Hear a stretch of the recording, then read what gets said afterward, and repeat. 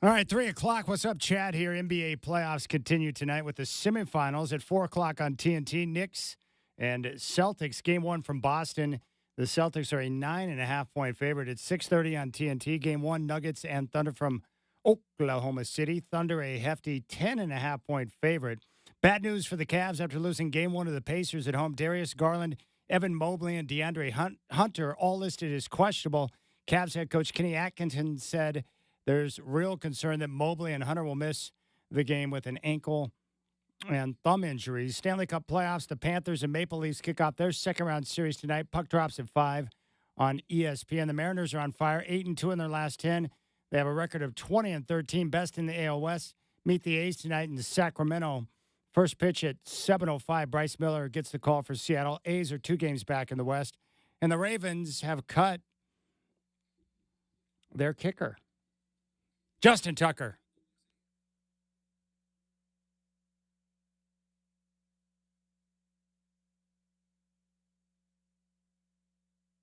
It's time for the Rip City Drive, brought to you by Goldberg Jones. Divorce for Men, 1-800-DIVORCE. Featuring the crazy and often irrational longtime Portland radio vet, Chad Dewing. Comes left, crossover dribble, crossover again, step back, takes a 3 under duress. It's good! It's good! Curry nails it.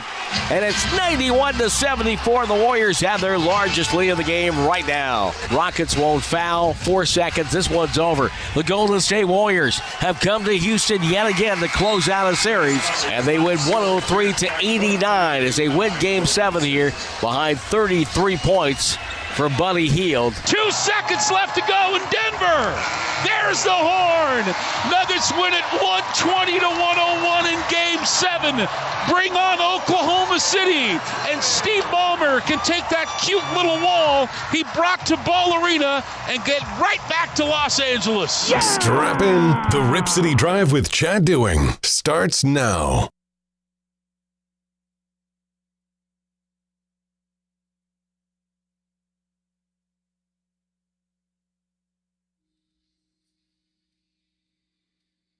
Hey, speaking of Steve Ballmer, the Godfather Dwight James reached out to me this weekend. It was curious that in Game 7, when the Clippers were getting pounded into submission by the Denver Nuggets, that the camera did not show a lot of Steve Ballmer. In fact, I didn't even see him. It's like, where'd he go? I have to look at his red-faced and his crazy activity when the Clippers are actually winning basketball games. I think it's only fair that if you're going to show one side of the red-faced crazy man, Steve Ballmer, that we also get to see him in absolute disarray. Frustrated that his team once again is going down in flames sooner than what they probably should have. But that's the Clippers, and this is why I never buy into the Clippers. I would never wager on the Clippers. I would never pick the Clippers to win a championship because this is what they've been my entire life, a franchise that is a disaster. And now they have the state-of-the-art arena in the NBA that actually outclasses the Lakers arena. And yet here we are, another failed performance in the postseason. And they thought it'd be a good idea to run it back with a superstar that plays about 40 games a year. Unbelievable. The Clippers got embarrassed in Game 7, didn't even show up. They got whacked in the second and third quarters, and the Nuggets won Game 7 with ease. And they move right along to Oklahoma City and get ready for the Thunder. And that series will kick off tonight. What's going on, my friends? Michael Shacker is with me. Chad Dewing, Rip City Drive. Brad Bakken of CBS, who is a basketball clinic, will join us coming up at 5:20. I love talking hoop with him. We'll get his reaction to Houston and Golden State, what he thinks about the matchup with the Warriors and Timberwolves. I want the Minnesota Timberwolves to beat the Warriors. And I think that's the best of all these semifinal matchups, and I can't wait for the series to start. But the Minnesota Timberwolves, they don't match up with the Warriors and Steph Curry like they did Luka, LeBron, and the Lakers. So don't be fooled by the dominance that you saw from Minnesota, because as you know, in these basketball series, style makes fights. And there are different teams that provide different matchups, and some provide a lot of issues. And the Warriors match up really well with Minnesota. So we'll get into that, but I'm looking forward to that series, and we'll have a couple of games coming up tonight. This weekend was great for sports. or at least I thought I was going to be going into the weekend. I spent Saturday, the first half of the day, down at Spirit Mountain Casino for the Kentucky Derby. Sovereignty won the race. Great crowd at the casino. The first year they offered wagering on the Derby. The ratings on television for the race were off the charts, and there were over 147,000 people in attendance at Churchill Downs. That's not even the largest crowd they've had ever for the Derby. But can you imagine that? 147,000 plus. That's a massive crowd. I've been to a couple of NFL games with 80,000 plus. 80,000, which is a lot of people, but 147,000. That's impressive, but it was a lot of fun to watch the ponies run in the mud. Now, in addition to the Derby, we had a couple of Game 7s, Clippers and Nuggets, and we had Stanley Cup playoffs. The problem is the Clippers didn't show up. A bust of a game. Denver dominated the second and third quarters. James Harden went Game 7, Harden, and the game turned into a laugher. That was a major disappointment in terms of, wanting to sit down and watch a basketball game. But the Stanley Cup playoffs did not disappoint. Colorado and Dallas Game 7 was wild. Avalanche in control well into the third period, up 2-0, and all of a sudden the Stars got 4 goals and complete the comeback. They win it 4-2, and just really a surge of emotion for like 20 minutes of real time, and Colorado got buried. And then on Sunday, yesterday, I set my entire day up for Game 7 Rockets and Warriors. I was pumped for the game. I was excited about the game.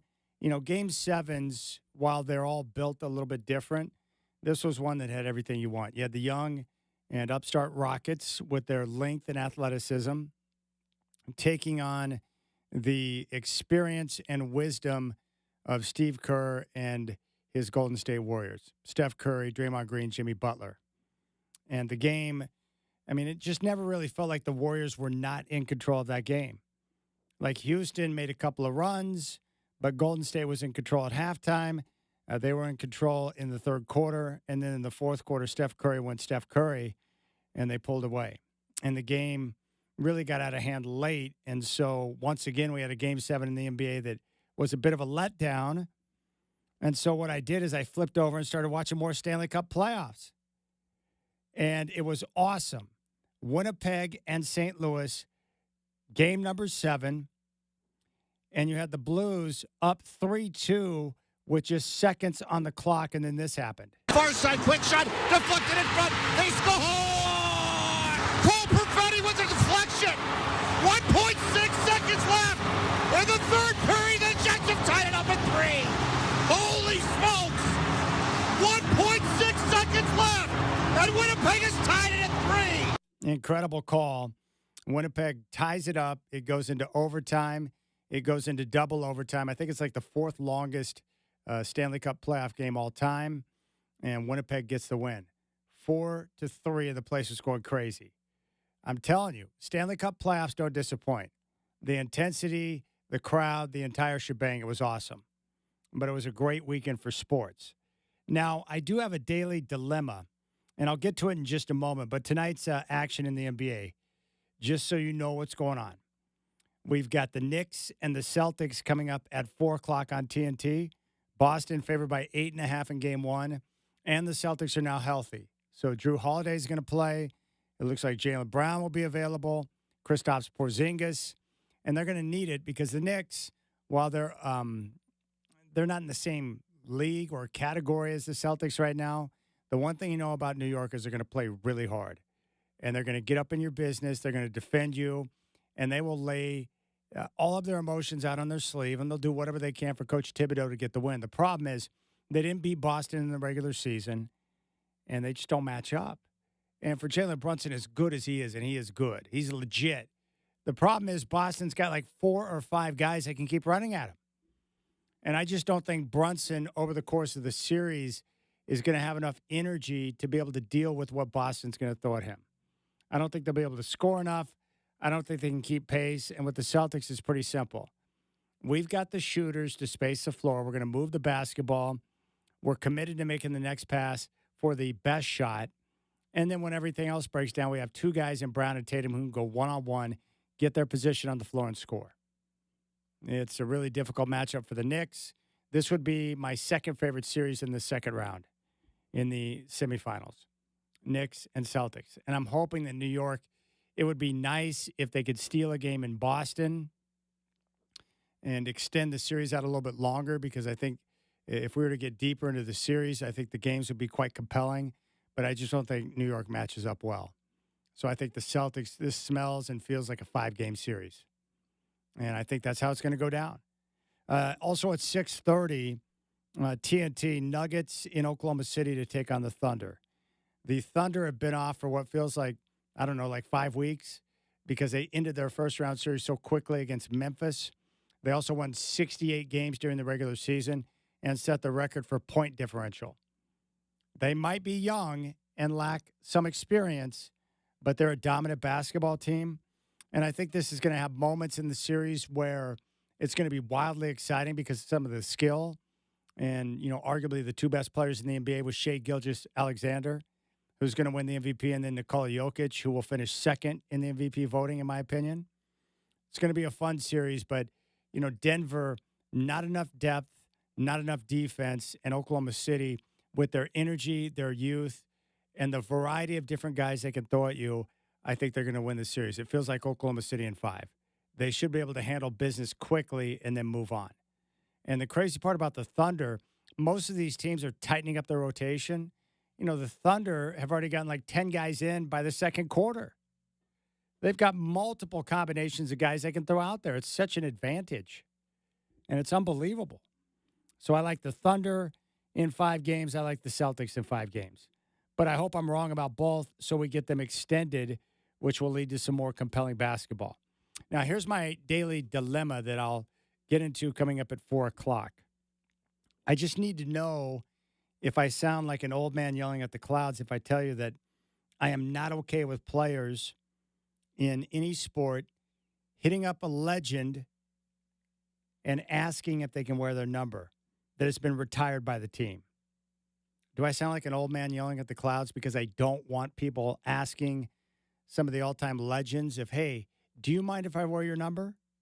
Abdul Carter, the big-time player out of Penn State, on paper looks like he has a chance to be a dominant pass rusher and a great NFL player. He reached out to Lawrence Taylor and asked if he could wear his number 56. And that number, of course, retired by the Giants, as it should have been. Really wasn't a fan of that decision. So we'll get into it at 4. And I guess the bigger question with that is, should there be a limit on how long jersey numbers are retired? The problem is, if you keep retiring numbers, you eventually run out of options, and you're going to have more players, especially in football, wearing the same number, one for offense and one for defense, because you don't have enough numbers to go around. And at the same time, I'm like, what possesses a young guy who's done nothing in the league to have the cojones to reach out to Lawrence Taylor and ask to wear his number? And then you put the legend in a bad spot, because if he says no, then he probably feels like an a-hole. But at the same time, he may not want to say yes either. So we'll get into that. All right, reach out to me, 503-248-0620. Hope you're enjoying this beautiful sunshine. You've got the Rip City Drive with Chad doing on your home of the Blazers, 620 Rip City Radio. Brad Bakken, CBS Sports, talking playoffs coming up at 520.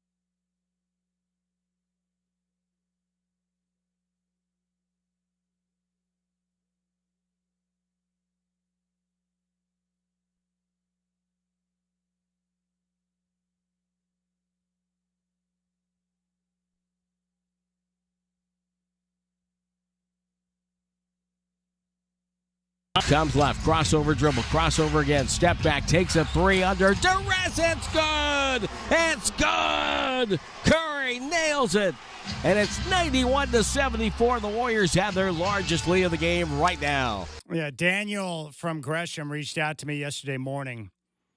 I was on my way over to visit my chiropractor, and this is how awesome Dr. Mitch is. I was midway through my round yesterday, and I knew that something was just off, and it was a couple of days before my normal appointment.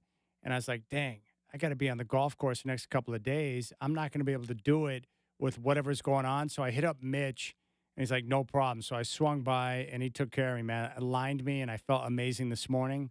But Daniel from Gresham hit me up, and he's like, dude, what do you think about the game tonight, Houston and Golden State?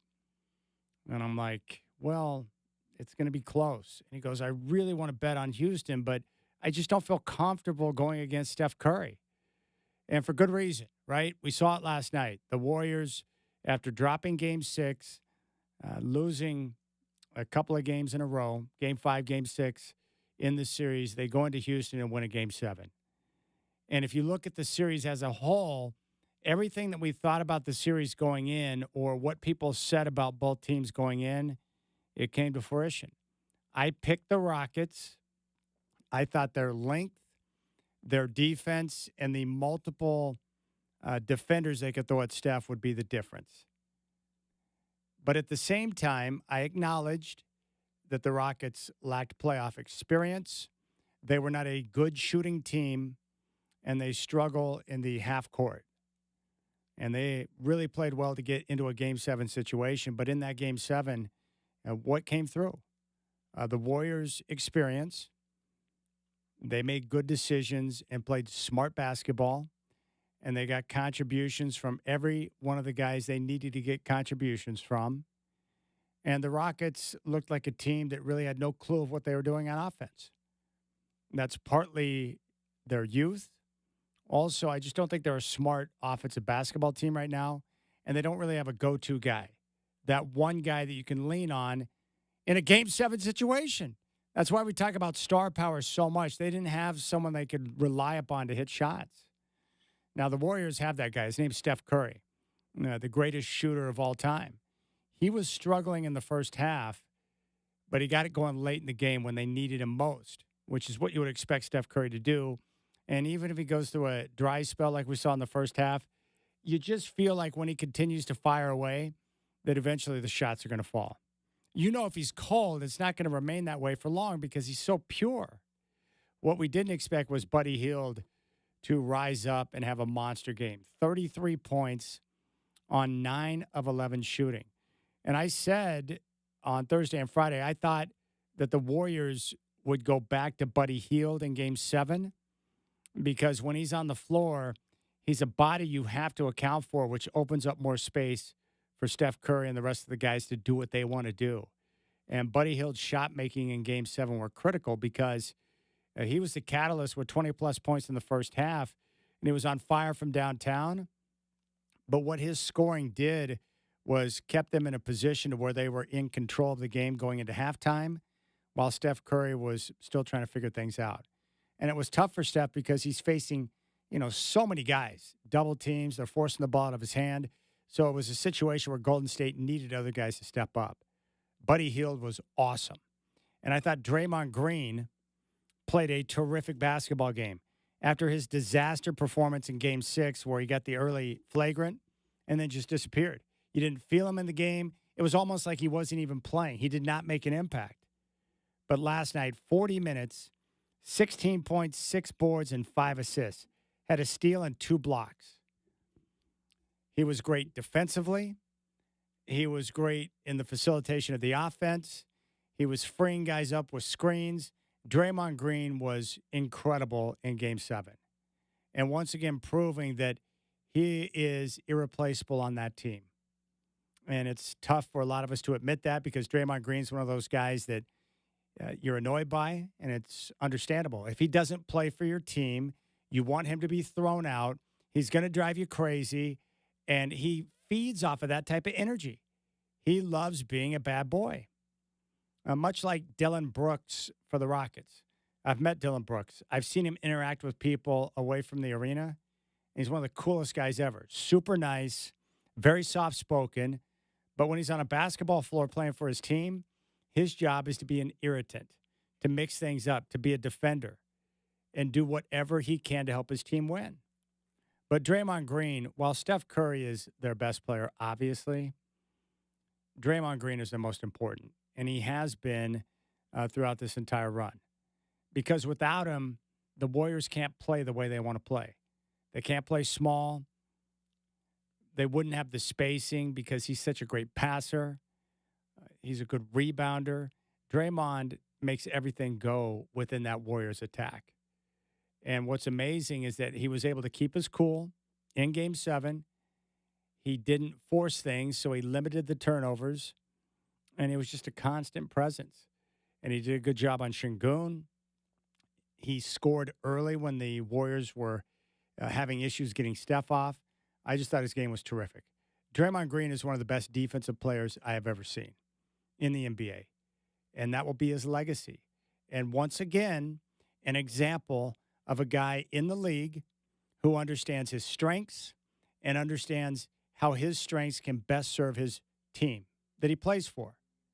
And he doesn't try to go outside of that. Now, there's been a couple of times where he's put up some bad shots and he and Steve Kerr will yell at each other. But for the most part, he knows his role. He understands his strengths and he embraces it. And I'm telling you, if more guys in the league would understand their role and understand how their strengths and what they are can help their team be better and win games, and you focus on that and embrace it, you can carve out a long career for yourself. But Draymond Green, every team that I've ever watched has had a guy, I'm talking about a championship-type team, they've all got that one player, the special ingredient that kind of makes everything go. And there are many examples of this over the years. Dennis Rodman was the same type of player for the Chicago Bulls. When Jordan came back midway through the 95 season, or towards the latter part of the season after he was done playing baseball, the Bulls were unable to get past the Magic in the postseason. They got knocked out. Well, the Bulls didn't have that dominant presence on the interior. You know, a defender, that lengthy player like they had with Horace Grant. So they went out and got Dennis Rodman, and he completed the mix. And as good as Scottie and Michael were, they don't win that second three-peat without Dennis Rodman because of what he brought defensively, what he brought to the triangle offense, his understanding, his smarts. Yes, he was a bit of a sideshow, but you can't let that cloud all the great things he did on the floor. And Draymond Green's pretty much the same way. He's going to bring a lot of antics. He's going to get thrown out sometimes. He's going to cross the line and put his team in a bad spot. But that comes with the territory. Without question, the positives far outweigh the negatives. That's really what it comes down to. He can still play, and he's doing so at a high level. And what's impressive is that I thought that Draymond would be one of those guys because he's the bully type. When his physical abilities started to decline, I thought we would see him act out more and create more issues. But think about this. This is how important Draymond Green is. He cost them in an NBA Finals once for getting ejected and allowed the Cavs to come back and win. He punched a teammate in practice that was caught on video. He and Steve Kerr have gone round and round, yelling at each other. He got into it with Kevin Durant. Like, he's been a disruptor. And yet, even after the Jordan Poole incident, what did they do? They kept Draymond. He got more money, and they sent Jordan Poole packing. And the reason why is because Draymond Green is critical to what they need to win basketball games. They can't play the way they want to play, and Steph can't do the things that he wants to do without Draymond on the floor. It's really what it comes down to. And when you're that vital and you can do that much, a team will put up with your antics. Even if he crosses the line at times and it's ridiculous. He's still a great basketball player. Heck, remember the Trailblazers when they got Buck Williams? He wasn't their best player, but he was that key ingredient that helped them go from a good team to an exceptional team because he brought toughness, He brought defense. He brought rebounding. He solidified the lineup, and he was critical to their success in the early 90s. And just take your pick. Every team's got one of those type of guys. The Boston Celtics, back in the 80s when they were busy winning championships, Kevin McHale, Robert Parrish, and Larry Bird were the greatest front court of all time, and they were vital to the Celtics. But the player that came in that got them to that next level was Dennis Johnson. Much like Draymond, Dennis Johnson could handle the rock in high quantities, very high IQ. Larry Bird said he's the smartest teammate that he's ever had. He was a great defender. He had an understanding of how things worked on both ends of the floor, and he was kind of that glue that brought everything together. And you need that type of player to fit in with the stars, understanding the role and playing it to perfection. Dennis Johnson would be another example of that. And the list goes on. You can pick out your own guys, but most great teams have had that glue guy that if you remove the glue guy away from the squad and they're just left with the stars, the team's not nearly the same. And that's why I'll always respect Draymond Green. And he was a fun guy to cover because he doesn't shy away from the microphone. He answers all the questions. There's no doubt that he crosses the line sometimes. We've all seen it, but he's a darn good basketball player. And I love it because he understands his role. He knows he's not going to be shooting a lot of shots or have a lot of offensive opportunities. And yet he can go out there and impact a game without even scoring. And that's the mark of a good basketball player. That even in today's game that is so reliant upon shooting, who would you rather be? Zach LaVine, who can score, but that's just about it? Or would you rather be Draymond, who can do it on both ends and have a tremendous impact? I like two-way players. I like guys who can impact the game in a variety of different ways, and that's what Draymond Green does for the Golden State Warriors. That was an impressive Game 7 victory. The experience of the Warriors, Steph Curry, Draymond, Jimmy Butler, the inexperience of the Rockets, and then Houston's inability to shoot and operate in the half-court offense against a very good defensive team in Golden State, and the Warriors are able to get the job done. And those were the things that were talked about before the series. Now, Buddy Hield, after the game, talked about his huge night with 33 points. He was 9 of 11 from downtown. Keep my mind right, and just talking to God, and just know I had to come through and help my team. And but shout out to Houston. They're a great team. They bring it to us all night. Every game. And they stick with it, and they're well coached. They'll be special in the future to come. All right, there's Buddy Hield. Very impressive, and they needed it, and he stepped up. And it's got to feel good when the team calls upon you. They need you, and then you're able to deliver. Steph Curry talked about how they were able to close it out in Game 7. A lot of resilience. Everybody's stepping up. Everybody's been talking about our team the last 2 games in terms of our execution, energy, all that. We kind of blocked it all out and just understood we had 48 minutes to dig deep. Everybody contribute. Our defense was the holding them under 90 after how the last 2 games have gone. That was it. Buddy Hield, unbelievable. Jimmy, some big-time shots. Draymond playing way bigger than the size. Everybody stepped up. It was great to see. Yeah, everyone stepped up. And they don't have a lot of depth right now because there's only a handful of players, like 6 of them, that Steve Kerr really trusts out there. Steph Curry also talked about the matchup with the Timberwolves. My mind is fried right now. I know what Ant is. Obviously, Rudy in his 2020 game.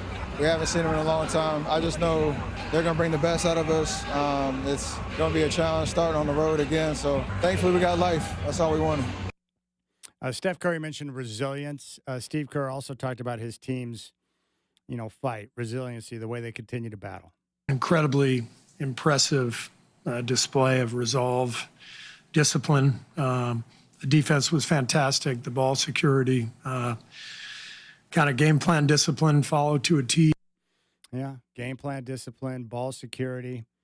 They did a lot of things right. Steve Kerr also talked about Buddy Hield stepping up with 33 points. And multiple guys stepping up. Buddy Hield, I don't know what to say.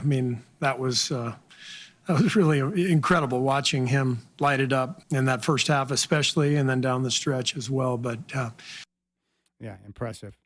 One other thing for Buddy Hield, he talked about, I guess there was an emotional team meeting prior to Game 7.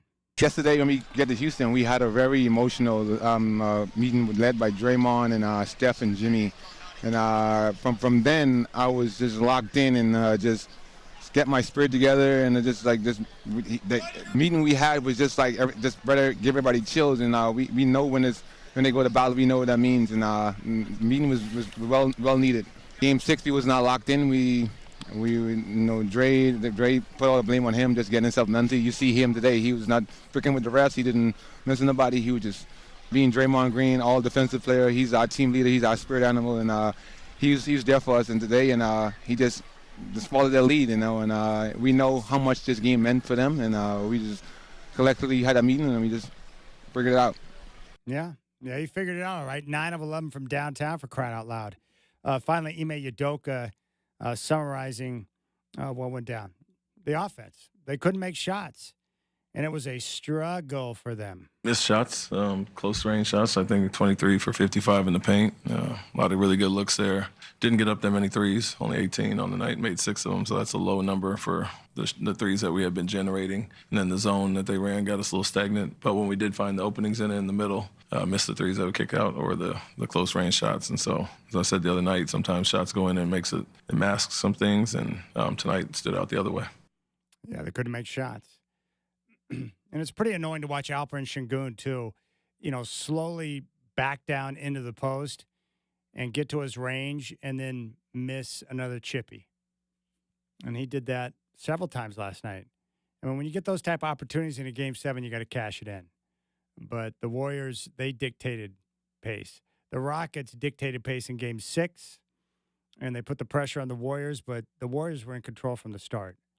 And it's pretty awesome when Steph Curry can open up ice cold, but he has multiple guys around him who step up and make a contribution, and then he's able to get things going late and be the closer.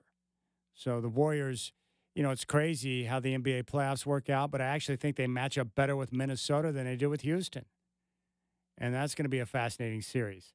And going into the series, after being in a bloodbath type of a matchup with Houston, Minnesota's been off since last week. Is Minnesota going to be ready for Game 1 because they've been on the sidelines just hanging out? Or the Warriors going to have a bit of an edge because, they're used to the physicality and they've been playing? Are they going to be in a better groove? Or is fatigue going to be a major factor because, they had to play a 7th game to get over on Houston? We'll keep an eye on that. But I would think for the Rockets, keep an eye on them this summer. There could be some big stars available. Maybe Giannis, Kevin Durant. But the Rockets have young assets, draft picks, and players where if they so desire, they could look to get in the mix, potentially. And they could use somebody who can be a more reliable scorer for them. Ahmed Thompson's awesome. You watch him, you see what he can do. It's like, okay, Ahmed Thompson is legit. Fred VanVleet is a terrific point guard, and he's tough. And Alperen Şengün, I think, is okay, but he's got to get better and more consistent, at making those close-range shots in the post. But they need somebody else who can fill it up. They just don't have enough reliable shooters on the floor. And maybe that's where a guy like KD could come in and help out. But keep an eye on Houston. They'll be aggressive. And if they get the right mix to improve their half-court offense, they're going to be a team to be reckoned with. Well-coached. They play really hard. They're great defensively. And now they've got a full 7-game series under their belts for that type of experience, and they can continue to build off of that. Oklahoma City is another team to keep an eye on.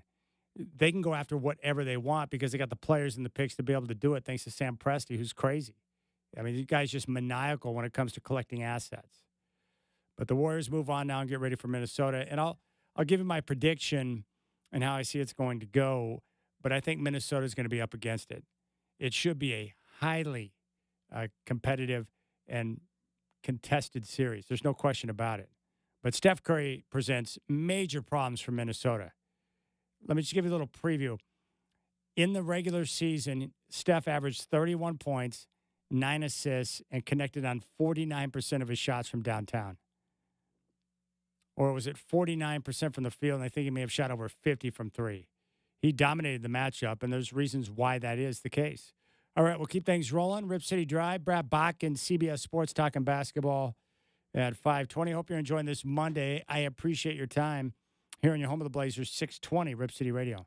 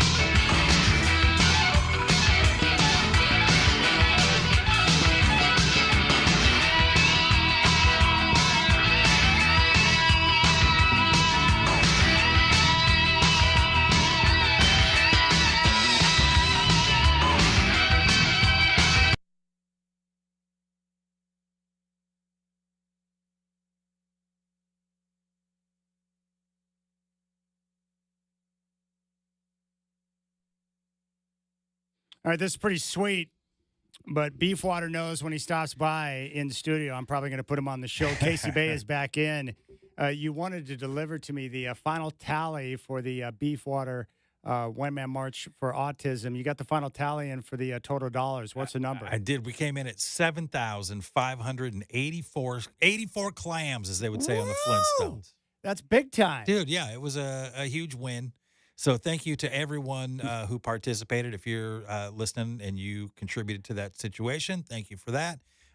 It was way bigger than I ever imagined it would be. It brought clients out of the woodwork.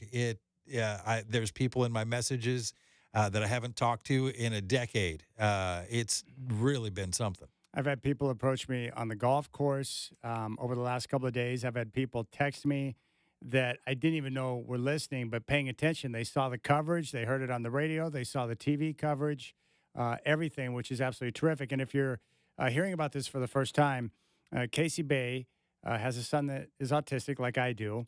And he had an idea probably about 10 days before the event that, hey, I just want to do something to raise awareness for autism. So you came up with an idea to walk from here in Tigard at the iHeart Studios down to Moda Center, which is roughly, about 11 miles? Yeah, it was. I think it clocked in at 10.4. 10.4 miles. And you're also good friends with the morning show at 105.9 The Brew, Tanner, Drew, and Laura. And so you came up with this idea to walk. And the great thing is you start talking about it, and all of a sudden you've got a page where people can make donations and contribute to your walk to raise money for the Autism Society. And then Shake Shack reaches out. They want to get on board. They donated 25% of their sales for a full day of action at the Bridgeport Village location. And then before you know it, you've got news, Fox 12 Oregon. Yeah. You've got people all around. And then the Trailblazers jumped on board. So you had a welcoming party with baton twirlers and an entire marching band at the Rose Quarter when you arrived. And you made it inside of the 4 hours, less than the length of the morning show on 105.9 The Brew.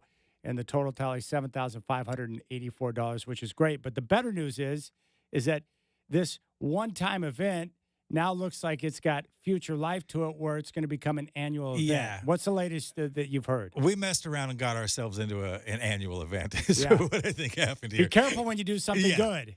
So it hit so hard that Shake Shack came back and immediately goes, hey, next year, I think we expand it to every location, and we do it for the entire month of April. We had on the Moda Center's post on Instagram, Big Al's jumped in and said, we love this. Count us in. Like, we're in. And it's just things like that that are amazing. Like this. And I think it's just because it started out as such a genuine thing. You know what I mean? We didn't set out to do a whole lot of fanfare, even though it turned into that. But, man, what a rewarding thing to do. And I feel great today because my hips are back to normal. Yeah, I was going to ask you about that. I drove you back to the station after the walk, and I think your body was still numb from what had just taken place. The next couple of days after, you told me you were a hurting unit. Yeah, wrecked. Yeah, the full-blown total wreck. devastation. Yeah, the next day, I went, wow.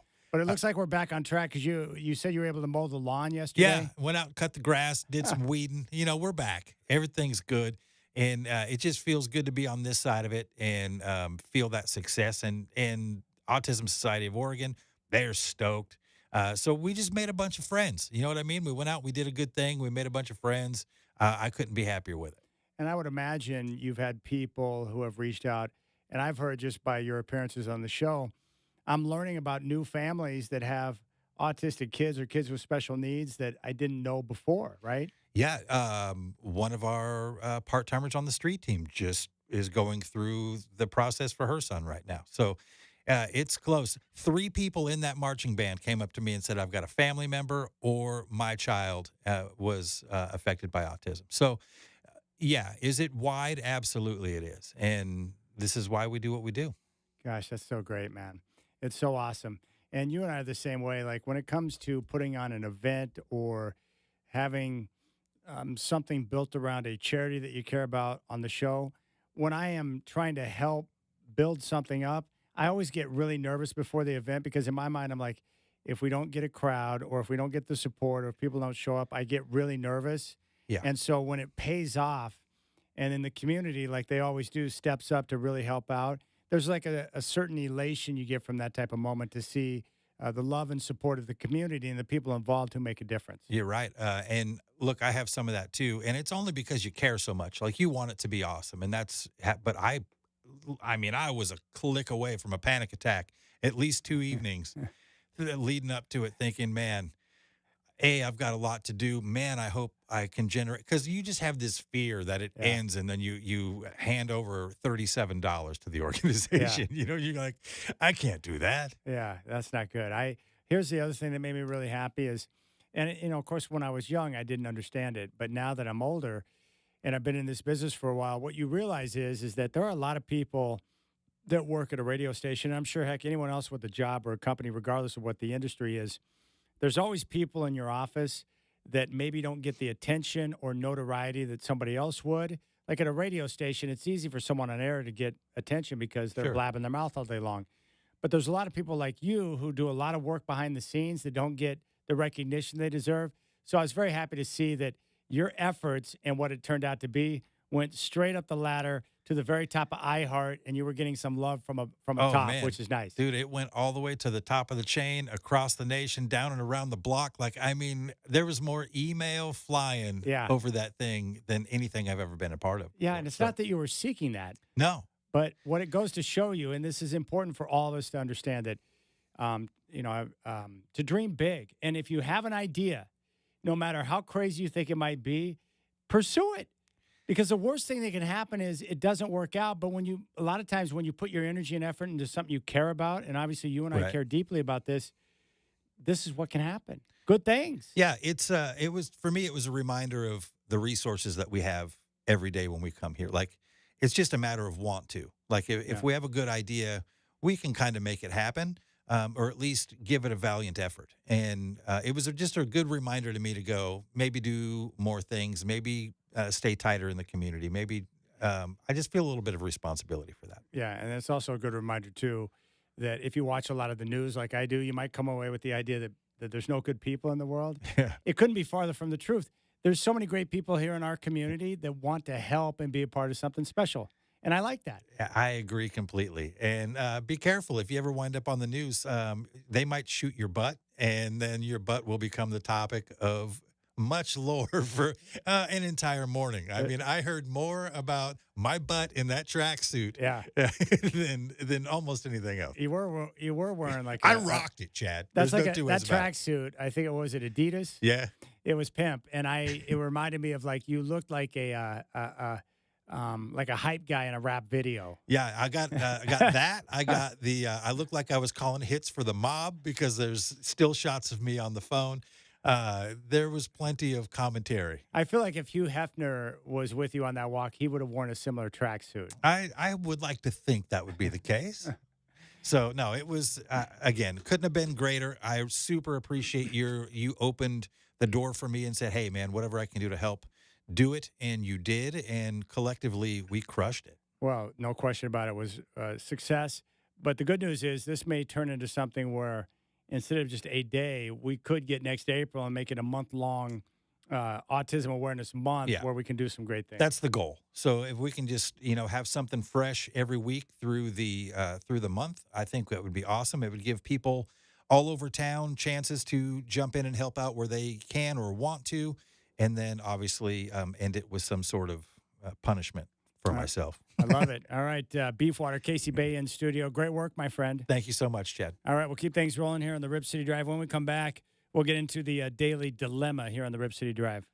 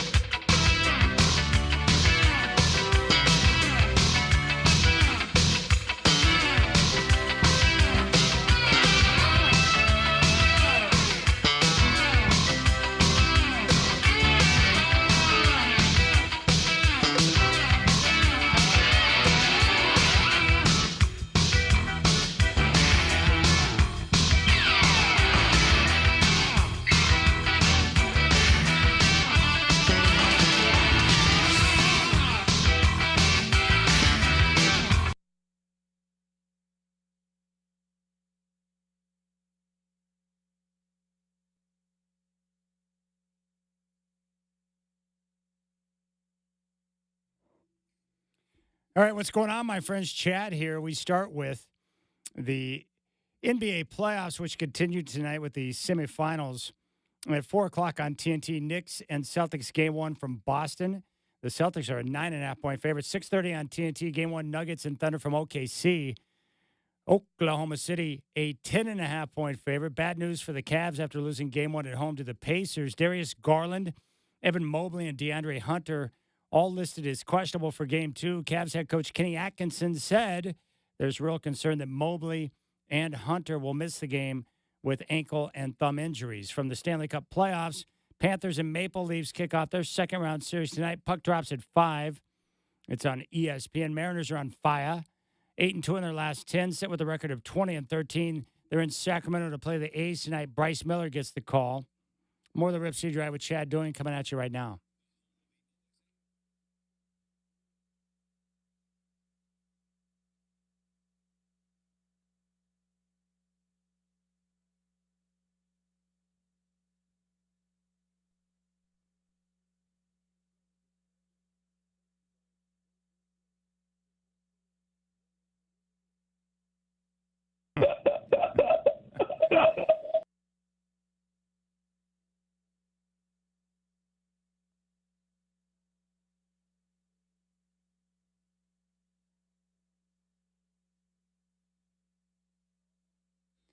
All right, little seals and crofts. Nice work, Shacker.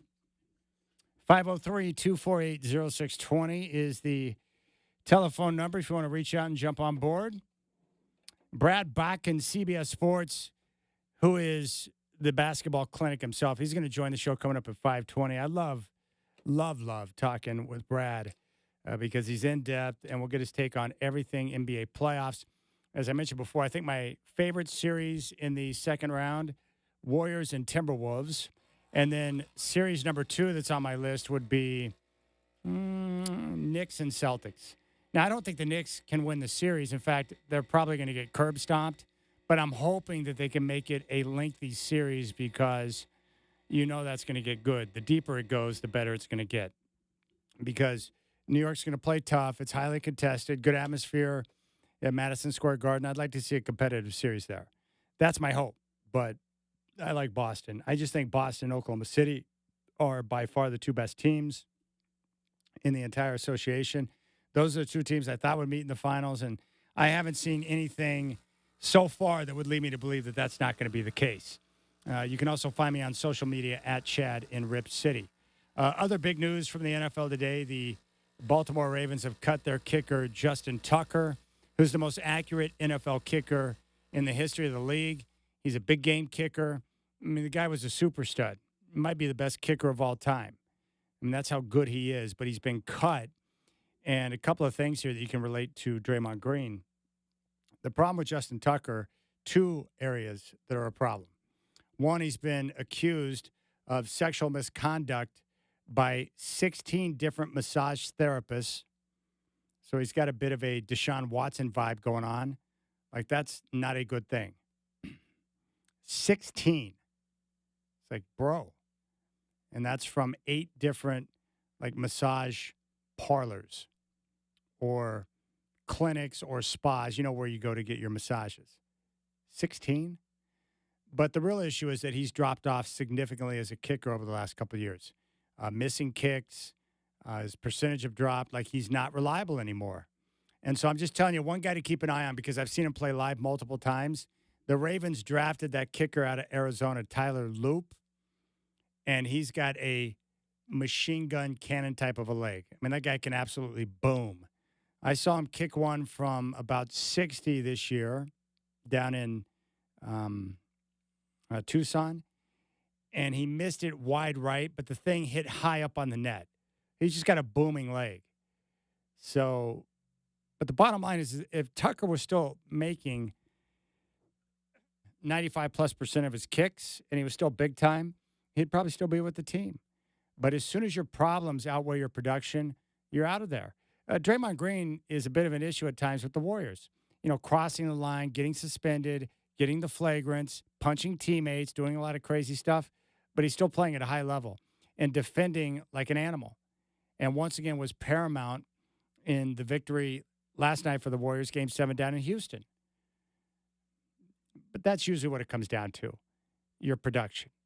And now Tucker's problems, accused by 16 massage therapists of sexual misconduct, outweigh his production. He's not a good kicker anymore. Once great, maybe the best ever, and now unable to get the job done. But Tyler Loop is he's got a cannon leg. I can't wait to see him kick in the NFL. All right, here's my daily dilemma. And if you want to share your thoughts on this, reach out to me on social media at Chad and Rip City. If you want to call the show, I'm fine by that. 503-248-0620. Here's my dilemma.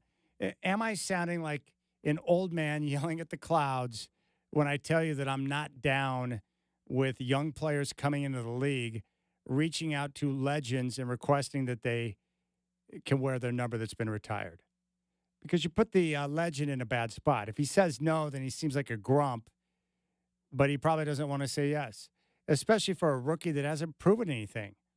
Now, when Peyton Manning joined the Broncos, he had an agreement with Frank Tripucka, the Broncos' first quarterback, that he could wear his number 18. But that's different because you had a the biggest free agent signing of all time, and you've got one of the absolute greats that's going to be wearing your number. That's a little bit different. I'm not okay with it. Just like if someone came in for the Trailblazers and was like, can I wear number 7? Or, hey, Clyde, do you mind if I don the number 22? Yeah, I mind. I mind. I don't care what the player says. I don't want someone else wearing those numbers. Just like with the Broncos, my beloved Denver Broncos, if someone asked Elway to wear number 7, it would drive me insane. And the problem is Elway's cool, so he'd probably say yes, but it would make me mad to see somebody else wearing that number. You know, some of these numbers are really important to us. Number 22 for the Blazers is an important number. The letter O in Portland is a very critical number on a jersey. I don't just want somebody wearing it. I don't care if you're the top pick, number 3 overall, or whatever. It's like, no. Well, that's what took place with the New York Giants. And right now, Abdul Carter is still looking for which number he's going to wear with the Giants. The number 3 pick in this year's draft made requests this week to don the jersey numbers of the Giants greats Lawrence Taylor and Phil Simms, and was turned down by both. Both numbers, of course, have been officially retired by the Giants for years, so Carter needed their permission to unretire them to be able to wear their numbers. Now, think about this for a moment. Lawrence Taylor is not just a former Giant great that wore number 56. He is considered by everybody, or most, to be the greatest defender in the history of the NFL. And I'm on board with that. I saw him in his prime. He is the most dominant player I've ever seen. He changed defenses in the way they play. He changed a position. And now outside rusher, edge rusher is like one of the most important positions on the football field. But that was Lawrence Taylor. And if you talk to people that played with him, he was so good that he had the freedom from his coaches. And remember, he played for the toughest coach of all, Bill Parcells. He had permission to basically freelance and do whatever he wanted. That's how you know you're good. When you can be in the middle of a play and decide, you know what, I think I'm going to do this instead of that. The play calls for me to do this, but I'm seeing something else, so I'm going to do that. Most players don't have that type of freedom. He did, because he's the greatest defender of all time. Now, what I don't understand is, like, if you're a rookie and you've proven nothing in the league and have never played a down in the NFL, and you're going to go play for a proud franchise in the Giants that have won multiple championships, wouldn't it be wise to maybe not hit up the greatest of them all? And think about it. The Giants have had some great players in their time. Maybe it's not a good idea to just go straight to the top and say, hey, Lawrence, hey, LT, yo, bro, do you mind if I wear your number? And Lawrence Taylor turned him down. According to the report, he first made his request of Taylor saying during an interview on draft night that he had the number 56 in mind for his Giants career. What? No Giant has worn the number 56 since Taylor's 142 sack career with the team ended in 93. Taylor politely but firmly turned the request down the following day via the New York Post. Quote, I know he would love to wear that number, but hey, I think it's retired. Get another number. I don't care if it's 00 and then make it famous. I'm glad that Taylor said no because no one else should be wearing that number for the Giants. Carter took the rejection in stride. Quote, the worst thing you could say was no. My stance don't change. LT is the GOAT, nothing but respect. This is just going to make me work even harder. I love it. Carter's next choice was his old number at Penn State, number 11. Unfortunately, that was also worn by Phil Simms during his 15-year career in New York, in which he won 2 Super Bowls and retired as the franchise's all-time leading passer. Only Eli Manning has since surpassed him. Now, Phil Simms is not LT, but Phil Simms was incredibly successful, won 2 titles, and was the MVP of Super Bowl 21, where he set the all-time Super Bowl record for completion percentage, completing 22 out of 25 passes against my Denver Broncos. It was a sensational performance. Phil Simms is a Giant legend. So no, Abdul, you should not be wearing number 11. He just went straight for the jugular. I think I'm going to go for LT, and if he says no, I'll go straight to Phil Simms. Why stop there? Why not go to Eli Manning? See if you can talk him into something too. You know what I'm saying? Like there's certain numbers that are important for your teams that you don't want to see somebody else wearing. I mean, here in Portland, 22. I mean, just take your pick, right? It's not retired yet, but number 7 would be on that list. The letter O. Bill Walton. So apparently he's still trying to figure out what number. But, you know, the thing is like what I was wondering as part of the dilemma, should there be a time limit on jersey retirements? Meaning, do you put like a 30-year cap on it?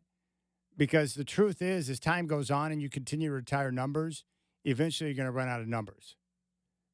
Because we don't want triple digits on a friggin' jersey. You know what I'm saying?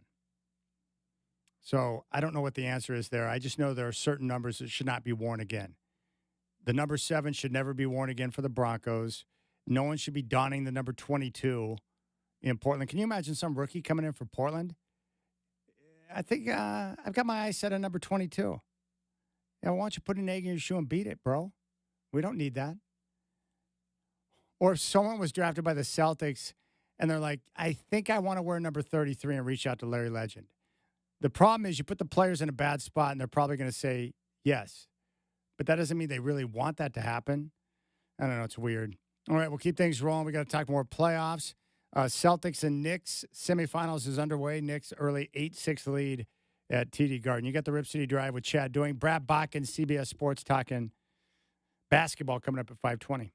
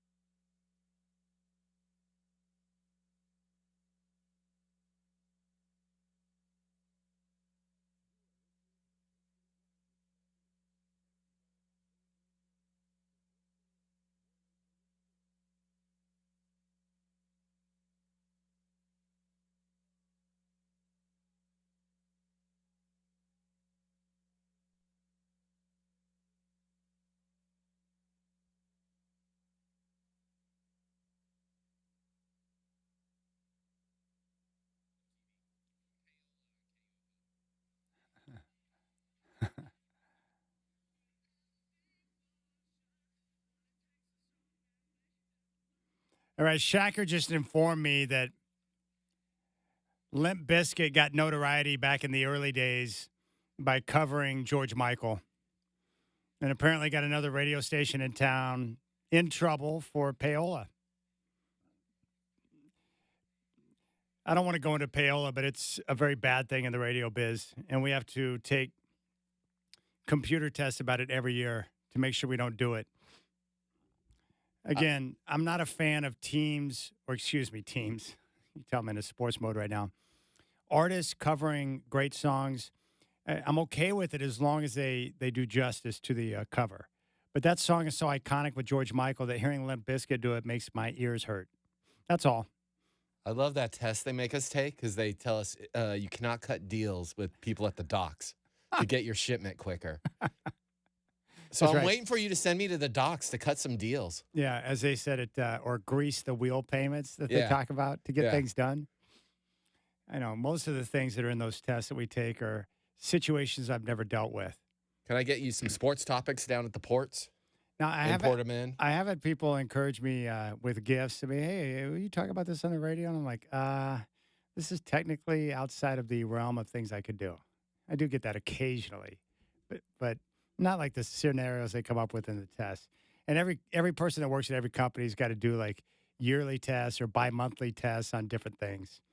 You know, the company, it's really just, I would imagine, just to cover their own backside. That's my guess. Yeah, they got offices full of lawyers coming up what to do to stay safe. Yeah. I mentioned Abdul Carter. By the way, Boston on top of New York, 14-11 midway through the first quarter, game one of the Eastern Conference semis. Cleveland lost their home opener in the Eastern Conference semis to Indiana yesterday, who played a great game. Duke, the UPS drivers, chimed in on Abdul Carter, reaching out to Lawrence Taylor and Phil Sims to ask if he could wear their number 56 or number 11 jerseys. And they both declined. Lawrence just told him no. Phil Sims said he probably would have said yes, but his family said no. And I'm glad they said no. I don't want someone else for the Giants wearing number 11, especially number 56. But Duke, the UPS driver, is a big Giant fan. As a Giants fan, I thought he was completely out of his mind. 56, absolutely untouchable in a Giant uniform. As New Yorkers say, forget about it. Yeah, pretty much. That's the way I look at it. It's like, dude, you're a rookie. Well, what if Abdul Carter was wearing number 56? Let's say Lawrence Taylor's like, yeah, sure, kid, no problem. You can wear number 56. What if he comes out in his rookie year and just stinks and he's a bust and sucks in number 56? That doesn't do Lawrence Taylor any favors. Just don't ask. I mean, I don't like any of it. You get some young dude. I can't imagine. Can you imagine Bo Nix? Like, I like Bo Nix. But if he runs last year when he's a rookie with Denver, if he comes in, he's like, I've got my eyes set on number 7, and then decides to bust a phone call to John Elway, I'm not going to like him anymore. What are you doing, man? Do you understand that's holy ground? You're just going to reach out to Elway and ask him to wear number 7? How about no? And if teams or athletes need someone to be like the gatekeeper when they get these type of phone calls, I'll answer the call and handle it quickly. Like if Abdul Carter would have called LT and LT had me on his payroll, I would have answered the phone and be like, wait, you want to do what? No. The answer is no. And by the way, are you out of your freaking mind? You've done nothing in the NFL. And do you realize, even though he played before you were born, that this is the greatest defender in the history of the NFL? He should have let Bill Belichick, who has the utmost respect for LT, answer the phone call for him. And Bill would have told him no, too. But then again, maybe Bill would have told him yes because he lets his girlfriend do whatever she wants. You know, just don't ask, all right? I don't want some young Blazer coming in and saying, hey, how about the letter O? I got my eyes set on that. I'm sure you do. The answer is no to that, too, buddy. No. I don't care if Cooper Flagg, if the Blazers win the lottery, can you imagine that? Cooper Flagg comes in, he's like, I got my eyes set on 22. Of course, most Blazer fans would probably be okay with that because they're still mad at Clyde for going to Houston. But I'm not okay with it. All right. Duke also said we should have said, oh, Derek Thomas was my hero. That's the only guy even close to Lawrence Taylor. I bet you anything he chooses number 58 because of Derek Thomas. Yeah, well, who wore 58 for the Giants? Carl Banks. Now, if you want to go back and watch some highlights, just pull up video of the Giants like mid-'80s, or just pull up Super Bowl 21. Carl Banks on one side and Lawrence Taylor on the other. Like, I don't even know how it would function. If I was a quarterback going up against that defense, I would have just gotten under center and wet myself. And I would have asked for the coach to pull me out. I don't want to deal with that. Those two guys were human wrecking machines. Crazy people. Lawrence Taylor was crazy. And he was one of those guys who was so good that he would come in hungover, sleep during the team meetings, and then go out there and dominate. Like, sometimes you just have the rare athlete that is so good that they just get on the field or the court and they know exactly what to do. And their instinct and their ability is just so much better than everybody else that they just dominate. There are rare players like that, right? You know what I'm saying? Can you imagine some Yankee youngster comes in and is like, yeah, hey, Derek, I've had my eyes set on number 2. Is it okay? Like, you just can't be asking for we're talking about legends. Lawrence Taylor's not just a legend. He's the greatest defender of all time. All right. That's all. That's all I've got. I didn't even like it when, who was it, Jerry Rice? When Jerry Rice played with the Seahawks, he had a cup of coffee with Seattle. He wanted to wear number 80. And he reached out to Steve Largent. And, of course, Largent said yes because Largent's that type of guy. But I guess it's kind of okay. Like, if you're Steve Largent, if someone's going to wear your number, it might as well be one of the few guys that's actually better at you at being a receiver, the greatest of all time. Again, if it's a great asking a great, then they're in a different stratosphere. They can have that conversation. Whatever they decide is fine by me. And maybe it's kind of an honor, too. Like, Jerry Rice is going to wear my number. But for some of these teams, like, there are just certain players, right, that are special to that team. And the Seahawks have a few of those guys. Cortez Kennedy, Steve Largent, Sherman. There's a few guys. And some of those guys I grew up with, those Seahawks teams weren't great, but they had some great players. Cortez Kennedy is one of the coolest, toughest, greatest defenders I've ever seen. At least we know one thing. Abdul Carter's got confidence. Like, if you can actually come in as a rookie and call up LT asking to wear his number, that means you're a confident dude. So you got to respect that. Like, really confident. Like, that's beyond confident. And here's my buddy Steve down in Vegas. Tyler Loop was selected by the Ravens in the 6th round. See, he goes over to all the Arizona games, and he understands Loop's big legs, so he must have just read the story about the Ravens cutting their kicker, Justin Tucker. That's pretty sweet. Yeah, Loop does have a big leg. I'm just saying, keep an eye on him. Big-time leg. A couple other things I want you to hear. Peter King, longtime writer, covered the NFL for decades. He has chimed in on the Bill Belichick situation with his girlfriend. She's 24. He's 72. I mean, there's only 48 years of separation. But the whole situation with CBS in the interview and Jordan stepping in, Peter King's not a fan. This is a guy who owned every room he ever walked into, and now he's got a 24-year-old muse telling him what to do, or trying to control situations that, quite frankly, she has nothing to do with, or should have nothing to do with. Bill's got to get a hold of himself here. He's got to get a hold of this situation. This is embarrassing. That's what I love about Peter King. Whether you agree with him or not, he's not afraid to share his opinion. This is embarrassing. And it is. It is embarrassing. Not that he's got a girlfriend, but that Bill Belichick, who is one of the most proud men of all time, very confident and the most successful coach in the history of the NFL, has got a 24-year-old girlfriend, like, dictating terms of an interview now. It's like, hey, Jordan, you do realize he's Bill Belichick, right? He's dealt with more microphones and questions than you could possibly imagine. I think he can handle this CBS deal, all right? And he's going to do so in a very awkward fashion because that's how he handles those type of things, but I think he's capable. Peter King, this is embarrassing. This is a guy who owned every room he ever walked into, and now he's got a 24-year-old muse telling him what to do. Muse. Or trying to control situations that, quite frankly, she has nothing to do with or should have nothing to do with. Bill's got to get a hold of himself here. He's got to get a hold of this situation. This is embarrassing. It is.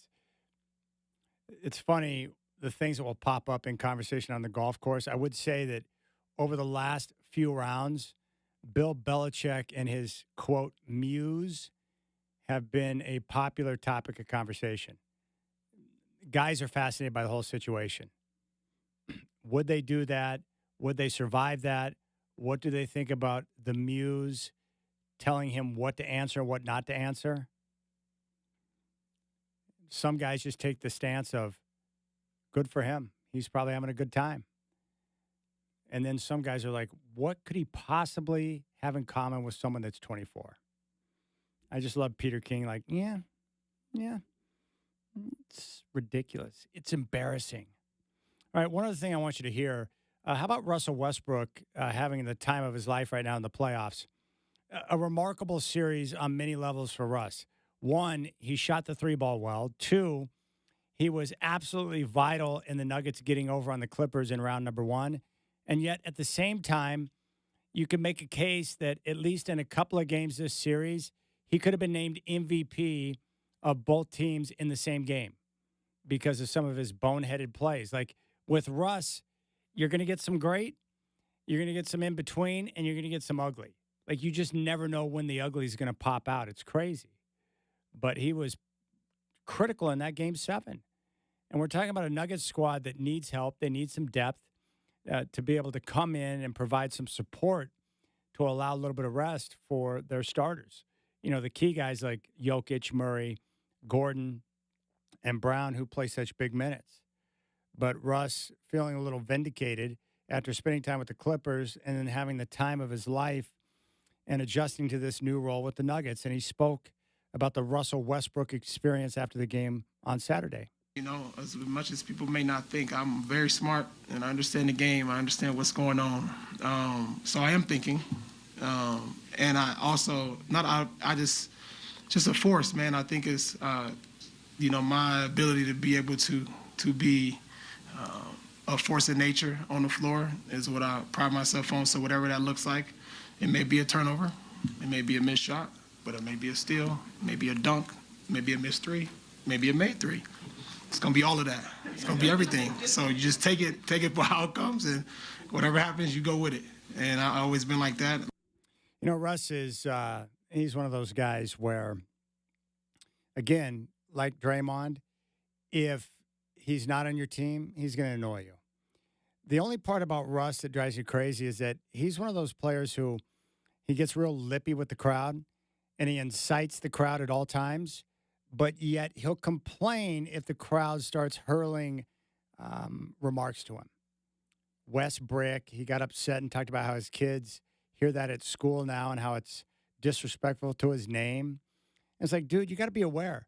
Like if you go into an opposing team's arena and you start taunting the crowd, like people are going to yell things like Wes Brick, all right? And sometimes it's justified when you're shooting your team out of a basketball game because you get upset and you start to become a volume shooter. We've seen it happen in the playoffs against Portland. You try to get Russ off his rocker, so he starts firing away. So I don't like it when he complains because he incites the crowd. He gets into it with people. He's crazy like that. But at the same time, I respect the heck out of him because how many guys do we see in the NBA or complain about in the NBA who get up and down? They don't really give you maximum effort at all times. They sit out a lot for load management, and they're making tens of millions of dollars, and you just know and feel that they're not giving you everything they got. It drives you crazy. It's like, dude, like, you're playing a kid's game, getting a king's ransom, and you're out there loafing around. Whatever. But Russ, at least when he's on the floor and he's playing, even if he might be doing a better job for the opposing team with some of the mistakes, at least you know at all times he's got one gear. one speed, and that's full go. I mean, he burns at a different octane. He gets up and down. He's running all over the place. I mean, he plays with an effort level that's very respectable. And that's why players in the league respect the guy, because of the way he plays. He plays hard. And he's going to continue to have some of those, jaw-dropping mistakes that are going to be costly, but his energy is infectious. And it played a part in that first-round series. And also a big tip of the cap to David Adelman, son of Rick. He was put in a tough spot taking over late in the season for Michael Malone, and yet he found a way to get his team past the first round.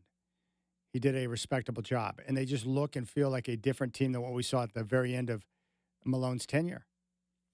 Now, they're not going to win this series, but we'll see if Coach Adelman can come up with a few wrinkles to extend this series.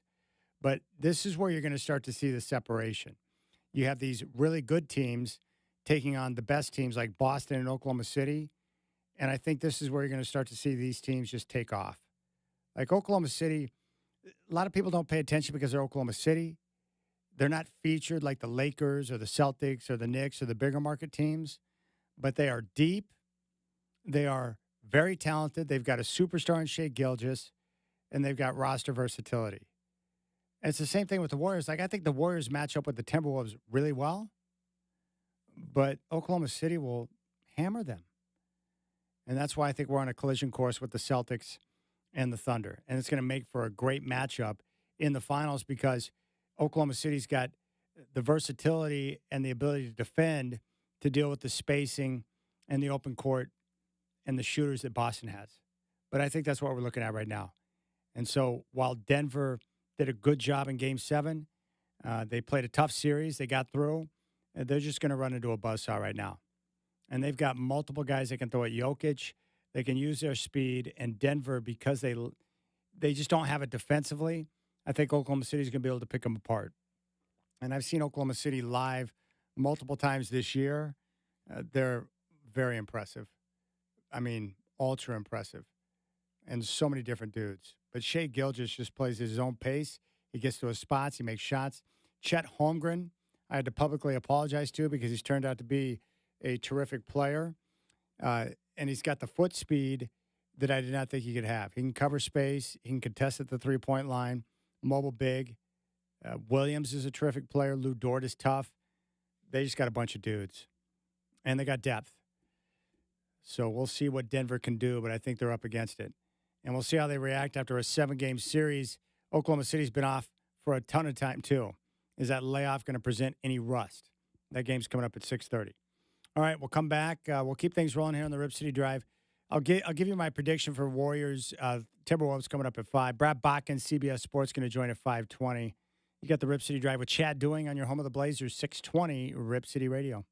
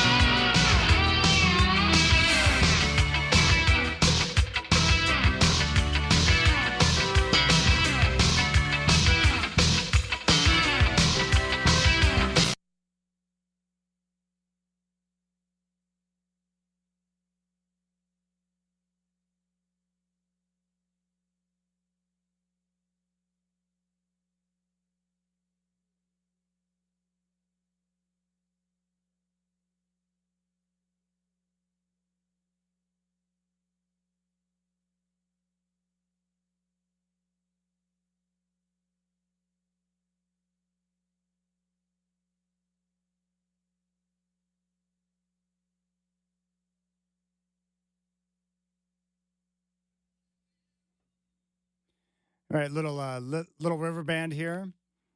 Shacker told me they're going to be at Seven Feathers Casino here in the near future.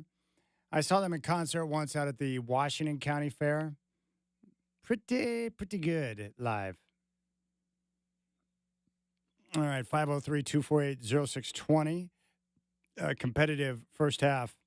Right now, the Knicks on top of the Celtics, 31-30 with 9:46 to play in the first half. Game 1 in Boston. So we'll see how long the Knicks can hang in, and we'll see how this matchup starts to take shape. But the Celtics have all their guys back now, which means more people they can throw at Jalen Brunson, who is really tough. The guy's still got that ankle that's not 100% out there, just balling out of his mind and crossing guys up. And I love watching Brown and Tatum. They're so physically demanding. Like, they get to their spots. You don't notice it on TV as much as you do when you see them in person, how, they're just bigger, stronger, and faster than most of the guys on the floor. It's pretty impressive. Whew. Yeah, Brunson. I like him. Aside from the antics with trying to work the officials with, like, the contact and stuff, especially when teams get in the penalty, aside from that, man, good dude, tough, creative offensive playmaker, and, really fits what, Coach Thibodeau is trying to do. Like, he's definitely a Thibodeau-type guy. He'll play big minutes. He's relentless, and, he loves the challenge of going up against Boston, who has, they can put Brown on him, they can throw Tatum at him, Derek White, Drew Holiday. They got so many good defenders. And as a team, Boston executes really well. They know where they're supposed to be. They stay connected. So it's going to be a big challenge throughout the series for Jalen Brown.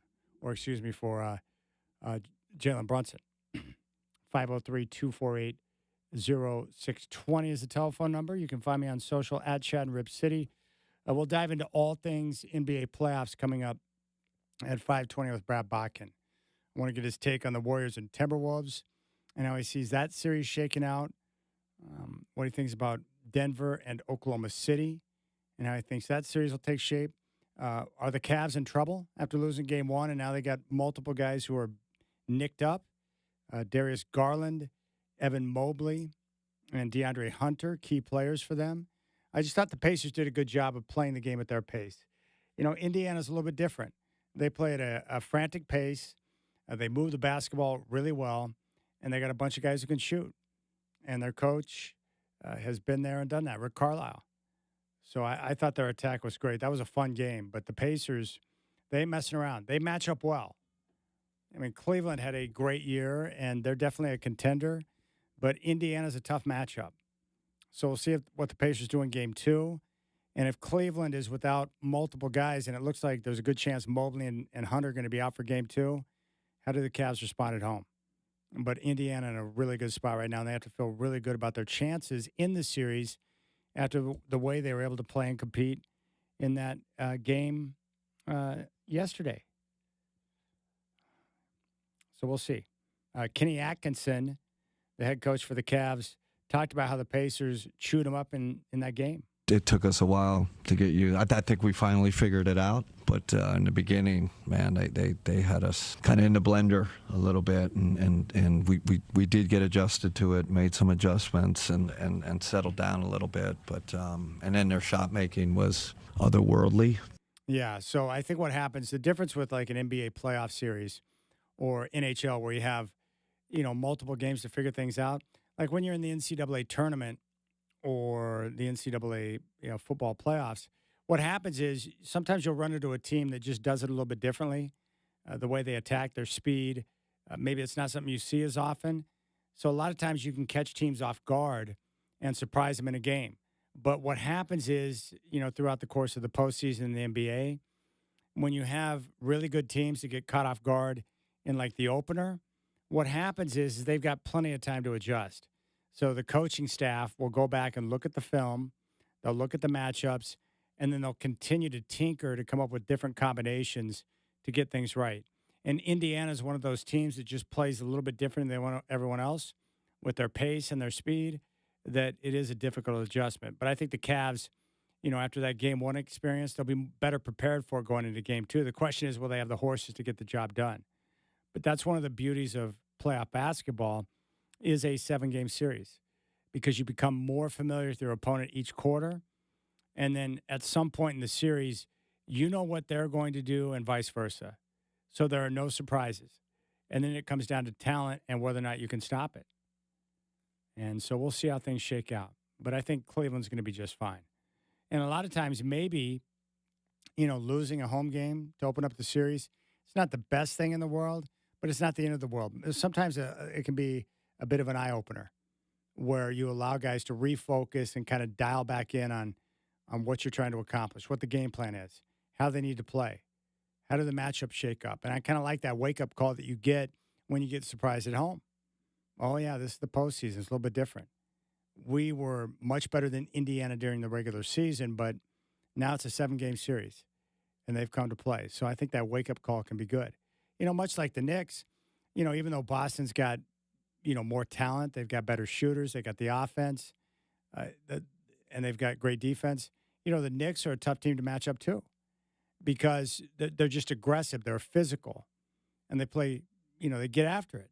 And so it takes a while to adjust to that. And then not only that, but seeing Jalen Brunson, trying to defend that guy. It's not easy. And it's not just about one player trying to stop, Jalen Brunson. It's about, a team effort, team defense, multiple guys being on the same page to make sure you can limit the opportunities. I just love the chess match that takes place during the course of a playoff series. And a lot of these games, we always hear it's a make or miss league. I mean, it gets kind of tired to hear that, but it is true. Like, there are just some games where teams will go cold from downtown. They don't make the shots, and that allows another team, even a lesser team, to rise up and get a win.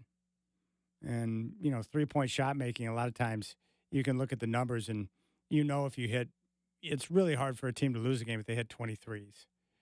But it is frustrating to watch the game today because it's different. You got guys passing up layups to kick it out for, a three-point opportunity. Teams are very reliant upon the numbers and the analytics, and that's part of the approach. I mean, Boston's a perfect example.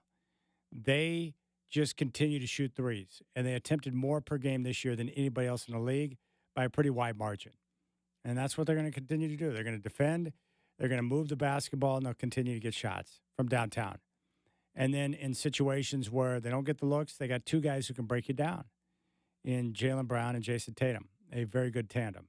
It's kind of funny that, a couple of years ago before they won the title, the whole talk was, it's like, are those two guys too much of the same type of player? Can they make it work together? And now with Mazzulla, at master control, he's got that thing humming. And they've found a very good formula. We're going to put a bunch of shooters on the floor. We're going to space it out and let these guys go to work. So it's fun. All right, when we come back, we'll dive into the Warriors and what they were able to do in Houston yesterday in Game 7. And then we'll talk about this matchup with Minnesota, and I'll give you my prediction, and then we'll catch up with Brad Botkin at 5:20. If you want to reach out, 503-248-0620. I know some of you right now, including Sean and Sandy, celebrating Cinco de Mayo. And it's a beautiful day, too. The weather's nice. It's going to be even better tomorrow. So we have a lot of things to be happy about right now in the Northwest. 503-248-0620. You can reach out to me on social at Chad and Rip City. You've got the Rip City Drive here on your home of the Blazers, 620 Rip City Radio.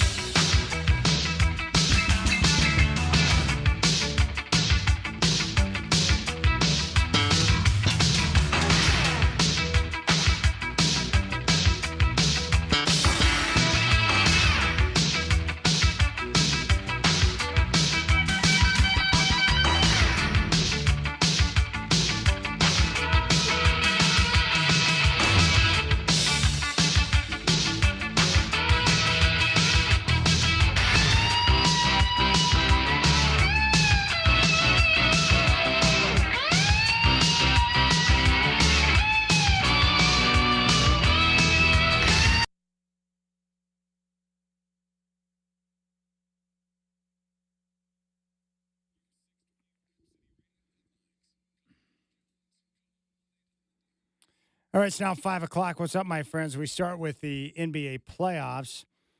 Eastern Conference semifinals, game one in Boston, Knicks and Celtics. And right now, Boston is on top 46-38 with 5:43 to play in the first half. Coming up at 6:30, we kick off the Western Conference semifinals, game one.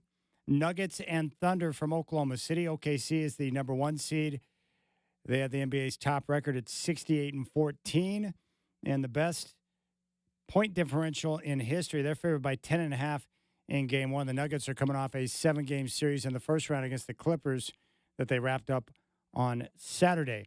In other news, the Baltimore Ravens have cut longtime kicker, the most accurate in history, Justin Tucker.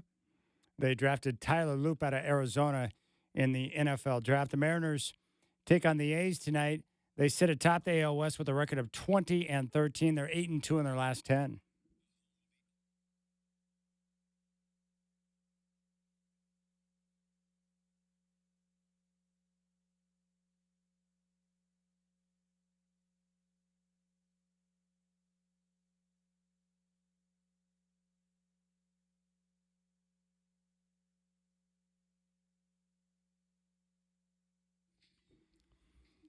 All right, Boston on top by 8 right now, first half at TD Garden, 46-38. And we're going to talk basketball with Brad Bach and CBS Sports coming up at 5:20. You can find me on social at Chad in Rip City. And just a spectacular day outside. I love the sunshine and the clear skies, and we have even warmer weather coming tomorrow as we continue with these sunny temperatures, which is very welcome. And it looks like throughout the month of May, it's going to be very nice. I was looking at the extended forecast, and there's just not a lot of rain in the near future.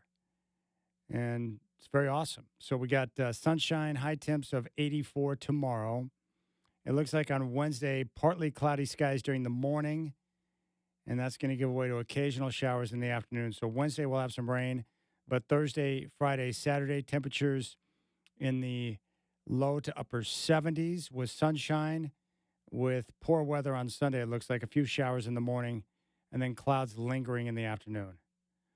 But if you push it all the way out up until the 19th, we just have a lot more days of warmer temperatures and sun with a few days of rain mixed in there. So it's good. Very good weather. All right, Brad Bakken coming up at 5:20. The big story in sports, of course, is what we saw last night. The Warriors getting the job done behind 33 points from Buddy Hield and Steph Curry providing the closer mentality there in the fourth quarter, and the Warriors get the win. And they move on now and get ready to take on the Minnesota Timberwolves, who have been resting now for quite some time after disposing of the LA Lakers. But I think the story last night in Game 7, aside from Buddy Hield and his 33 points on 9 of 11 shooting from downtown, it's Draymond Green. You know, the guy that we love to hate on so much because of his antics and the way he operates and some of his cross-the-line dirty moments. But the truth be told, he is a great player. He's one of the best defenders I've ever seen, and he's going to be in the Hall of Fame. But what I love about him is that he makes everything work for the Warriors. And they wouldn't be dominant or have a chance to win or have won the titles they did without him. I mean, I've shared this story, but when I was down there in that first year with Steve Kerr, after they got Draymond and they drafted him, they realized real quick how vital he was to the team, how good he was going to be, the type of potential that he had. And at the time, Andre Iguodala was in the starting lineup, but he was nicked up with an injury. Draymond got to start, and Steve Kerr learned quickly that, you know what, we can't take him out of the lineup. So he went to Andre Iguodala and explained that, hey, I need you to be the captain of that second unit. It's going to be better for you and for the team. And that was the beginning of Draymond Green's emergence with this current core that we see with the Warriors, with Steph, with Draymond, with Steve Kerr, and they've won 4 titles. But Draymond Green is like, if you look at a lot of the championship teams that we've seen over the years, really dominant championship-level teams, they all have use whatever word you want, glue guy. There's a player on those teams that provides something that nobody else can provide, and without it, the team's not going to be able to win. You know, for Michael in his second go-around on the three-peat, it was Dennis Rodman. He was crazy. He would dress up in a wedding dress and do a lot of crazy stuff, go to Vegas, ask for vacation time during the season. But his defense, his IQ on the court, his rebounding, his passing ability, he just knew what to do. And he got plenty of second and third opportunities for Scotty and Michael on the offensive end. Without Rodman, those Bulls teams don't get over the hump. I think the Portland Trailblazers in the early 90s, when they made the move for Buck Williams, that solidified the unit. He brought rebounding, defense, and toughness. Exactly what they needed. They needed that protector, and it was Buck Williams.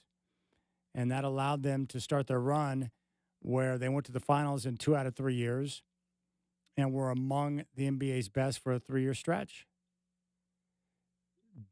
Dennis Johnson, when he was acquired by the Celtics in the 80s, someone that Larry Bird respected a great deal because of his basketball IQ, his defense, his ability to run the offense, an understanding of how to play off of Bird, Parrish, and McHale, the best front court ever. Without him, they don't win those championships. They don't have that type of success. And those are just a few examples. But every team's got that guy that does something that is much needed on the roster that nobody else can provide. Even the star players. They need that glue guy.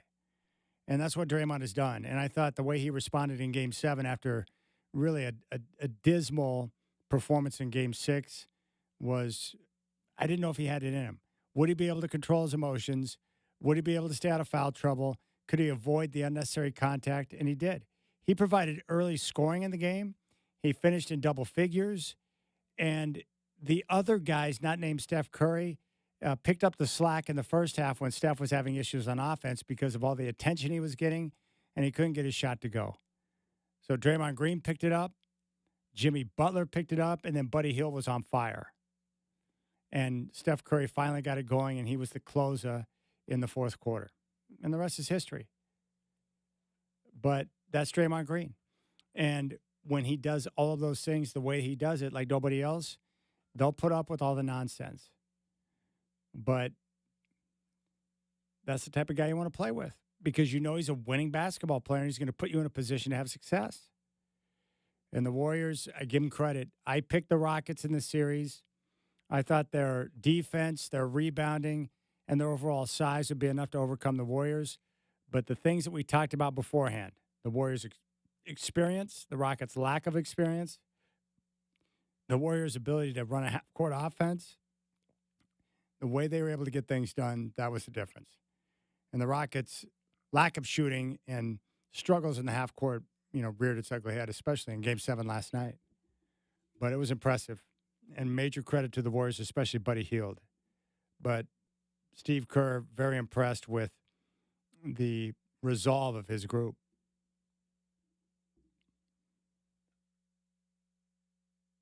Incredibly impressive display of resolve, discipline. The defense was fantastic. The ball security, kind of game plan discipline, followed to a T.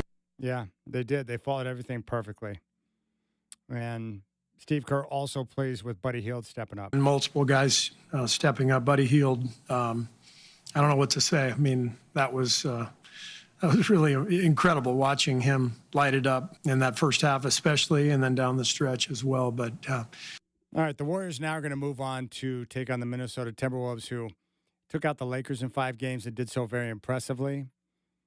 I'm going to be pulling for the Timberwolves. I like their coach, Chris Finch, although I would like to see the Warriors and Oklahoma City Thunder match up in the Western Finals, so I'm okay with whoever wins. But this is a series where the Warriors actually match up better with Minnesota than they do the Houston Rockets. And the problem with Minnesota, as good as they are defensively and as much size as they have, Steph Curry's the real problem here. I don't know how the Timberwolves are going to be able to get it done. Because if you put Rudy Gobert on the floor, you probably can't have him guarding Draymond Green because they'll get him in a bunch of screen and roll action. And then Steph Curry will dictate trying to get matched up with Rudy Gobert trying to cover him out there on the perimeter, and then it's game over.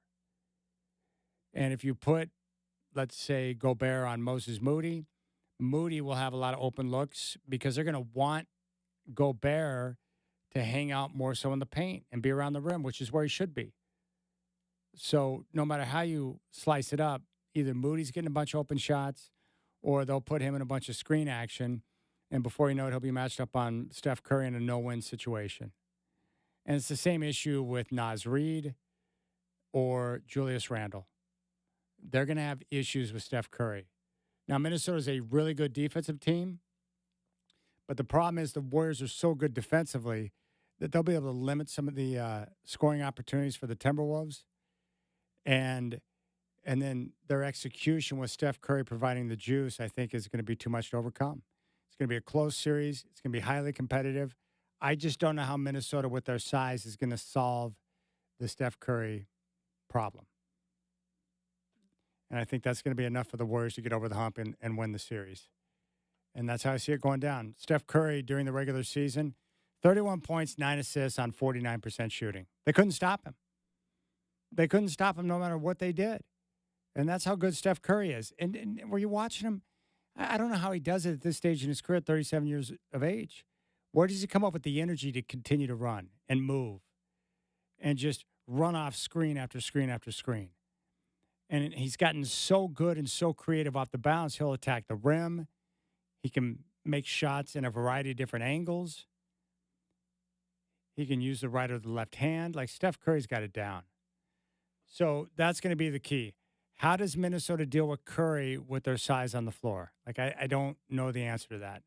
And that's why I lean Golden State in the series. And I think Steph Curry's shooting and his conditioning and the position he's in right now, I think that's going to be enough to win the day for them. And, you know, Minnesota's got multiple guys that can throw at Curry. But when they have the bigs on the floor, Randall, Naz, and Gobert, keep an eye on how they defend Curry and how Golden State tries to dictate the matchup to put Curry in a position to have success. Now, the Warriors are going to have the same issues that we saw against Houston. They'll have issues with rebounding. Minnesota's probably going to get a ton of offensive rebounds. They'll get a lot of second chance opportunities. And this is one of those series, too, where it's probably a good thing that Anthony Edwards got a lot of rest between the first round and the second round, because he's going to have to put on the cape again. He's going to have to play big time. And he's going to have to score big. It's just the way it's got to be. So there you have it. But I do kind of like that smaller lineup when they have, you know, when they got Naz Reid out there, and they can put DiVincenzo and Ant, and then with Julius Randle. So they've got some different combinations. But we'll dive into it with Brad Botkin. We'll get his take on the series. Right now, the Celtics up 10, 53-43 with 2:45 to play in the first half at TD Garden. Brad Botkin, CBS Sports, talking NBA playoffs, up next on the Rip City Drive.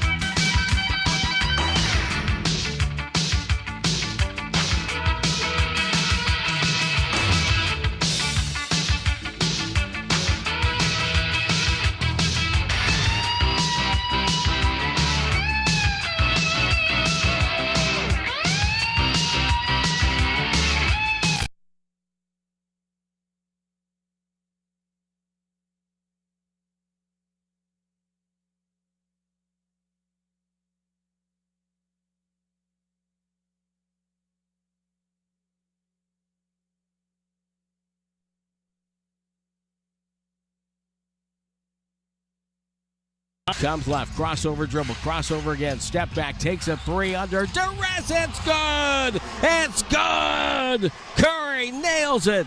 And it's 91-74. The Warriors have their largest lead of the game right now. All right, the Warriors move on to face the Timberwolves in the Western Conference semifinals. Boston with a double-digit lead in the first half on the Knicks. Right now, game one of the Eastern Conference semifinals. And joining me right now from CBS Sports is Mr. Brad Bach. And Brad, look, I'm not surprised the Warriors won the game 7 in Houston. I was happy that they had Buddy Hield back in the starting lineup because I like the spacing he provides for Steph when they're on the floor together. But how did he manage to put together 33 points in a clinching game on the road? That was surprising to me. Yeah, he's one of those shooters that just like is a, you know, if you look at like Moses Moody in that game, it's very clear there's two telltale signs that guys aren't ready to play in a big stage moment. And it's when they're passing up shots that very clearly should be taken, or they're missing super long. Like they just can't kind of control their adrenaline. And Moses Moody was both of them. And Buddy Hield is the antithesis of that. That guy's ready to shoot. He was 0 for 6 in his previous 2 games, 3 for his last 15 in the series. So imagine a guy that can just sort of wipe the mental slate clean in a game 7 on the road. You're ice cold the last 3 games, and you come out shooting that confidently. That's a really rare mental skill that I think separates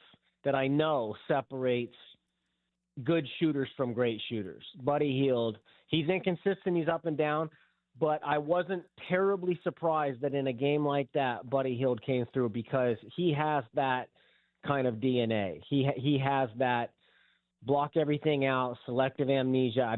I've been shooting bad and can just kind of let it fly free of conscience. I wasn't terribly, I mean, certainly 9 threes was excessive, but I wasn't terribly surprised that he was ready to play in that game. No doubt about it. I thought Draymond Green had a great bounce back after a performance in Game 6 where he got the flagrant and then he wasn't even recognizable. You didn't even notice he was on the floor. He came out last night, provided early offense along with Hield when Steph was slow to get things going. I thought his defense was terrific, and he played under control and did not let his emotions get the best of him. What did you think about his bounce back? He did. There was a couple times in that game where you could tell he was about to do something really stupid. You could just tell. It had that feeling, and if you watch Draymond enough, you just know when it's coming. And he did. He bit his tongue a couple of times because he knew what he did in Game 6. You know, sometimes guys can hide behind the excuse that you're sort of trying to inject adrenaline into your team when you get a technical foul or you do something crazy. You're kind of trying to breathe some energy into your squad. But that drained them in Game 6. It was just like, God, we're already being smothered defensively. We're kind of every possession is such a grind. And now that one I thought really deflated them. And he knew it. He admitted it after Game 6. Buddy Hield talked about the players-only meeting that they had. And he's another guy, Draymond, that not just defensively, which he was awesome, and he's always is defensively. But just being ready to shoot, you know, with when you're playing with a guy like Curry where the defense is tracking them so disproportionately and they're bending their defense in a way that's daring so many other people, even guys as good as Jimmy Butler, but certainly the Draymond Greens and the Buddy Hields, you have to be at least willing to take the shot confidently. And I thought early on in the game, I think he made a couple of threes. He ended up like 2 for 8, but early on, he's in the corner, and he's the natural outlet when they get the 4-on-3 from Steph, and then whoever gets the ball in the middle, Jimmy or whoever, there's a natural outlet. It's usually in the corner if your offense is doing it right. And if you don't take that shot, you screw up the possession. There's a DNA to that type of possession. And Draymond Green confidently is taking those shots. And even if you don't make them, just the tone that you're setting that it's Game 7 and we're not going to shy away from anything, I thought that's what, you know, it helps when the shots go in, of course. But being ready to shoot and attack a Game 7 without hesitance, I think bleeds into the rest of your game. You know, Brad, what's interesting, going into a series, you and I even talked about this too, about, you know, the story on the Rockets going in was not a good shooting team and not good in the half court. And last night they struggled in the half court big time and didn't even look like a an offensive basketball team that really looked like they knew what they wanted to accomplish or what they wanted to do. So is this a team that needs to make changes, or should they keep it the same as they continue to move forward? What are your thoughts on the Rockets, who had a great season and played a respectable series against Golden State? They played more than respectable. I mean, I think that exactly what you're saying is true, that half court is where they struggle. And when they made runs last night, they were able to get into transition. And Golden State was usually Golden State wants to play fast. They were very smart about slowing down last night. They limited their turnovers. They played at a methodical pace, which is not generally the way they want to play. But they knew if we keep this thing out of transition, Houston has a difficult time scoring in half court. So I thought that was really smart by Steve Kerr. I thought the zone defense, waiting until Game 7 to really unleash it. Houston's been playing it all series. And you get a team that, like you said, isn't necessarily comfortable in the half court with determining where they're going to get their shots. They're not they don't have that robotic DNA where they know how to attack this every time. And so throwing that zone at them with no time to react, they didn't do it really in Game 5 and give them a chance to look at film and think about it. It's like, boom, they got hit with it in Game 7, and they're having to adjust to it on the fly. They were exposed in that way. I hesitate to say that they need to, certainly they're a team that if they had like a Kevin Durant, they would be a massive problem.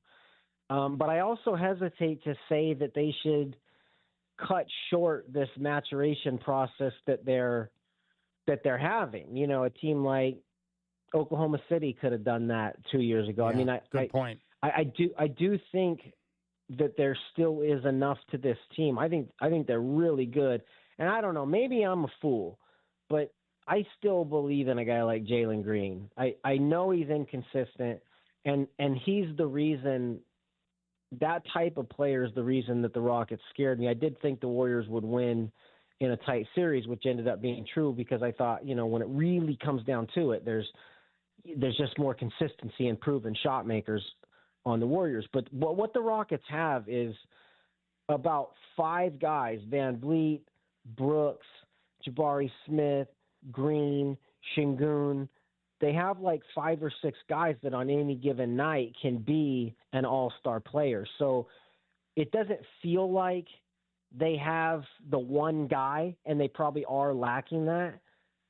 But they still are a team that I think can get there without a massive move because they do it collectively. They have 3 guys. It is nice to have the one guy that you can sort of just bank on.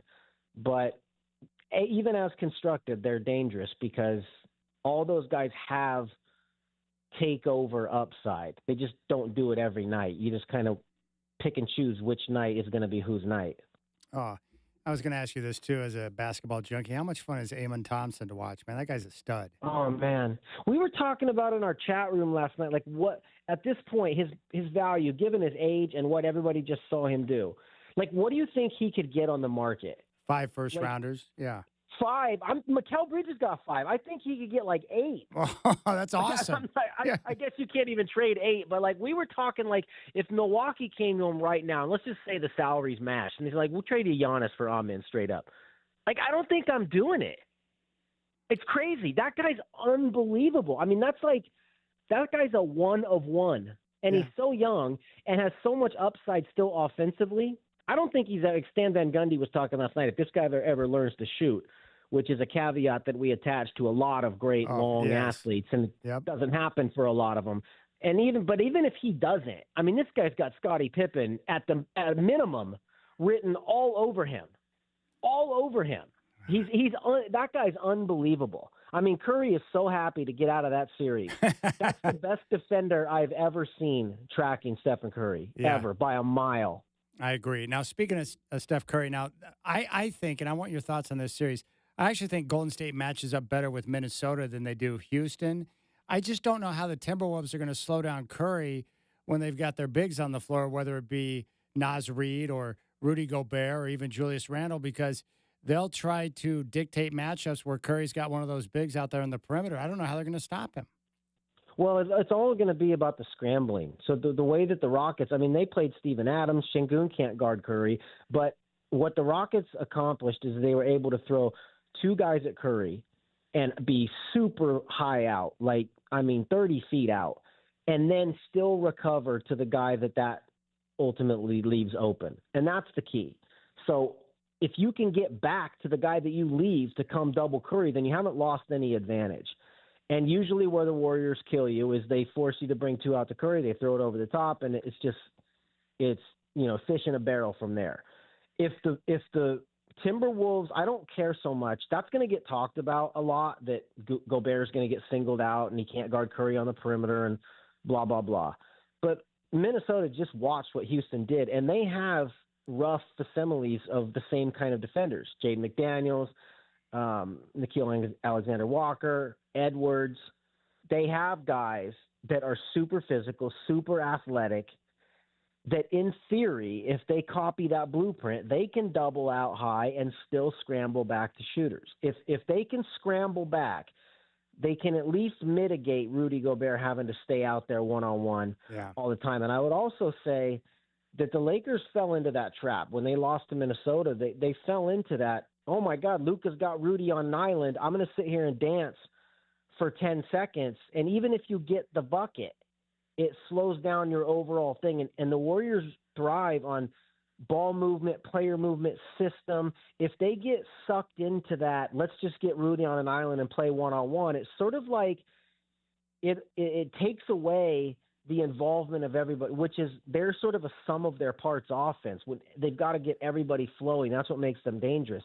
So I actually don't think that getting the big on the island, which is going to be talked about a lot, I don't think that's the key to this series. I think the key is if McDaniels and Alexander Walker and Edwards can come out high and then scramble back to the shooter. That second effort of getting back to the shooter, because everybody comes out high in doubles, but very few teams actually recover from that to then cover the backside shooter.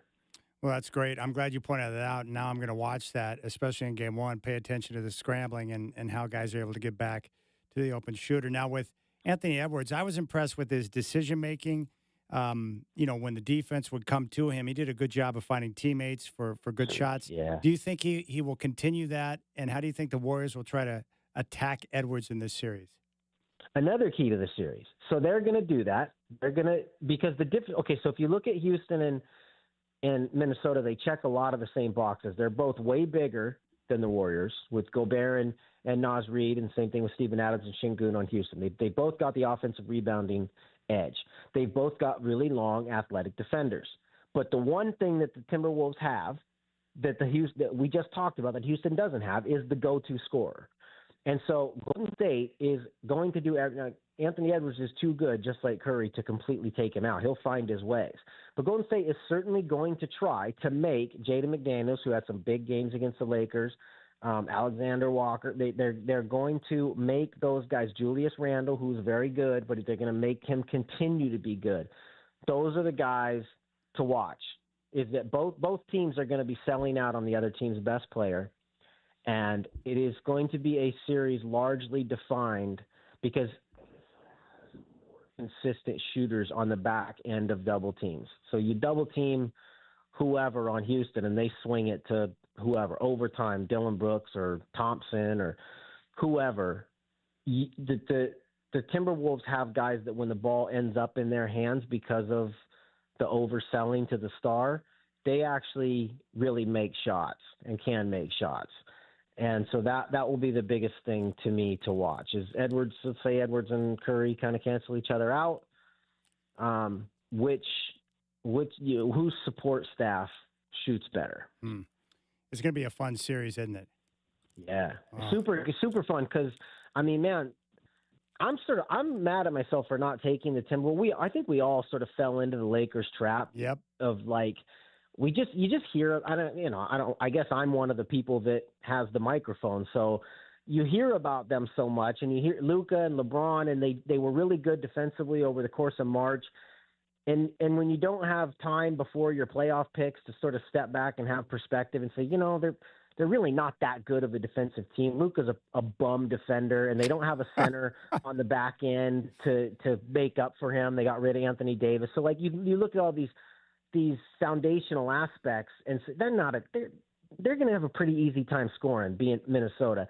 But the Lakers were all the talk for so long, from Kendrick Perkins to, and I guess I'm one of them, that you just sort of fall into the trap. Like, Lakers, man, they're going to the finals. And then you see how flawed they are.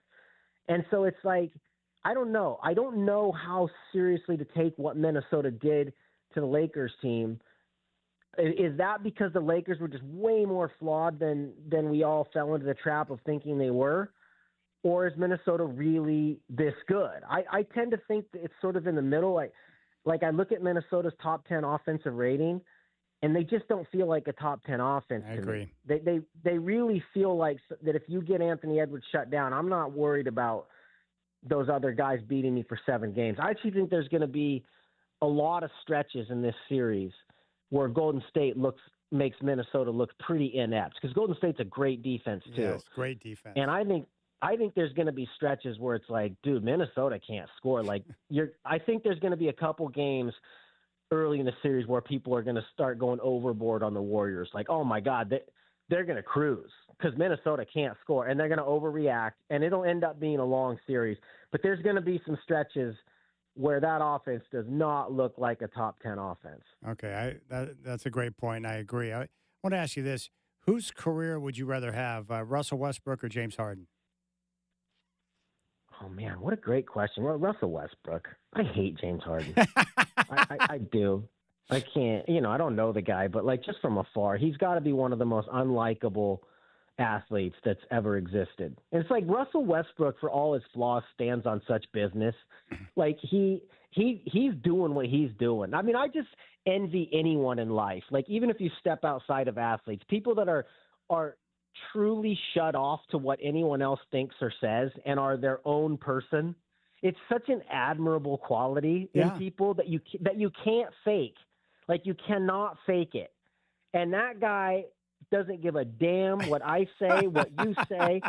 He's going to shoot the corner 3 when he's 2 for his last 30. He's going to play balls to the wall when he's turning the ball over, but he might dunk it too. He might get the offensive rebound that wins the game. He might get the steal. Like, he's just so authentic.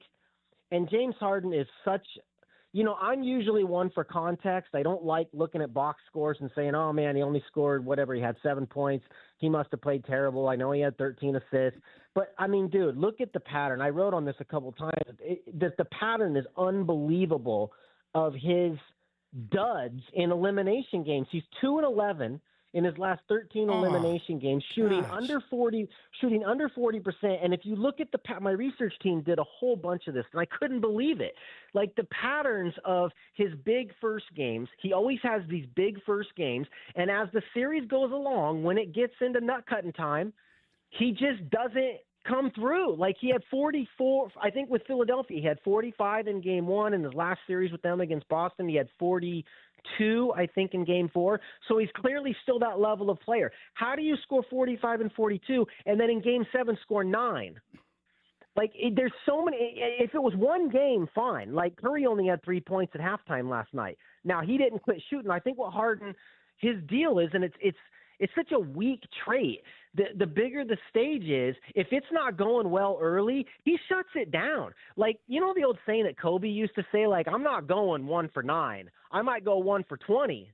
It might not be my night, but I'm not going 1 for 9. James Harden shuts it down. At last night, in game 7, he's like 2 for his first 8, and he just quit. He just quit attacking. He ends up the game with 8 shots. Like, Curry was 0 for his first 5. That dude's bombing until they start going in. Like, James Harden just quits. If you look, it's not even so much the points. It's the field goal attempts. They go. If you look at the series, they start out at like 18, 19, 20, 21, and then it's game 3. He's got 16. Then it's game 4. He's got 11. Then it's game 5, and he's got 9. And until you get to game 7, and it's like he's not even playing. And this is consistent. There's like 10 series of this. It's unbelievable how poorly he has performed in sort of like a quitting manner. Like I said, like, if he was 1 for 20, you'd be like, dude, shots weren't going in. But like, he's got a lot of quitting box scores of 1 for 7. My shot's not going. I'm done. Like, his team was losing by 30 or 40. Like, last night, Curry wasn't totally aggressive in the first half because his shot wasn't going in, but more importantly, Fields was. Yeah. So he's just doing what's working. Harden is down 30. They're getting killed by the Nuggets. I assure you, if Curry or Westbrook or anyone else is down 30 in an elimination game, they're going to be shooting from the locker room. They're going to empty the clip because they want to come. Harden's like, dude, my numbers are already bad enough. Like, we ain't coming back. I'm shutting this down. That's how it feels to me. So, Russell Westbrook, that's my career. Okay, I'll take it. I'll share a Kobe story with you that I thought summed it, everything you just talked about up perfectly. So it was a post-game at Moda Center after one of the games the Lakers had played up here. And, you know, for years the Lakers, for whatever reason, didn't play well up here in Portland. And Kobe had one of those nights where the Lakers lost, and he ended the game. I forgot what the exact numbers were, but they weren't good. It was like 9 of 30 or 12 of 35 or whatever the numbers were. And he's sitting there standing with reporters surrounding him, and this one newspaper guy, he kind of had a pencil neck. And Kobe's back was to him because he's surrounded by people. And the guy said, you know, Kobe, you know, you didn't shoot a good percentage. You're like 12 of 35. Don't you feel like you maybe should have looked to get your teammates involved? And it was amazing because there was like a 3-second pause, and you could feel the heat emanating from his body. He turned his head. He looked at the guy in the face, paused for a moment, said, I'm a shooting guard. Get over it. And then he resumed his questions. But that's the perfect response from a guy that's a scorer, right? Yeah, and it's a guy who is so cemented in his identity that he know these guys that don't know what type of player they are. And the thing is, like, you know what kind of player James Harden is too. He's the opposite of that. He's not cemented in that I'm a step back shooter. I'm the best player on the court. He loves to talk about himself in the same vein as the best players in the world. But his actual identity is when it comes time to prove that. And again, I'm not going on just the misses. I don't like just the results oriented context. Yeah. It's the way he stops attacking. And Kobe was never going to stop attacking. And that's a guy that is nobody wants to fail, but it's the guys that are okay with failure. It's not that they're not on some level afraid of it, or everybody's a human, but it's this idea that their self-belief is not going to be compromised from failure. Because I think, and I've found this even in my own life, where if you guard against these things, if you know deep down that your confidence is a little bit more fragile than you let on, then you avoid the circumstances that can expose that. And I think everybody's done that on some level, a job interview or whatever it is, that they're kind of acting a little bit more confident than they really are. And if you're a guy like Curry or Kobe or whatever, you are so rooted in the purest self-confidence that you don't have to be afraid of failure, because it's not about what the bloggers are going to say. Your confidence won't wane if you have a bad game. And having that stability, I think, in yourself as an athlete allows you to attack these high leverage, high pressure moments with clarity, because you know that even if it doesn't go your way, even if you go 10 for 35, you're not going to look at yourself differently the next day, and you're not going to play differently the next time that situation arises. And I think James Harden protects against that. He protects against a 1 for 20 because he don't believe in his shooting deep down, Game 7 level, the way that the greats do. And he protects against that. He stops shooting when he's 1 for 8. Well, next time you come on, it's funny you bring that up, because I just watched an interview that Michael Jordan gave to Cigar Aficionado last night, and he was talking about the same thing, about no fear of failure, and he went in to talk about why he embraced failure and how that helped him throughout his career. But we'll get into that some other time. But Brad, wouldn't it, like in any part of life, it'd be everybody wants to feel that way. It's a superpower. Yeah. The people that can actually tap into that can remove failure from their equation, it's a superpower. Yeah, that's what he said. He goes, look, you can't have success in business, and I haven't without failure. I couldn't have experienced the greatness I did playing basketball, winning championships without failure. Like his mindset was like it's a normal part of the process. He had no fear of it, which is amazing. It's great. And the best part is when it's not reckless, because it's one thing to say, screw it, I'm not afraid of anything, I'm going bungee jumping. You know, like I got this. Right, like that's just reckless. It's these guys that actually can do it in a balanced way. That fear is not something that doesn't exist. I'm not just jumping out of airplanes without a parachute. Yes, it exactly. does exist. It is a real thing. I am a human being, but I can compartmentalize it. I can flip it in my head to where it becomes motivation, to where it becomes energy, as opposed to something that is holding back the best version of myself. Yeah. That's the real confidence. Like if you're just like an idiot who goes cliff diving and you don't know how deep the water is, then you're not confident. You're just an idiot.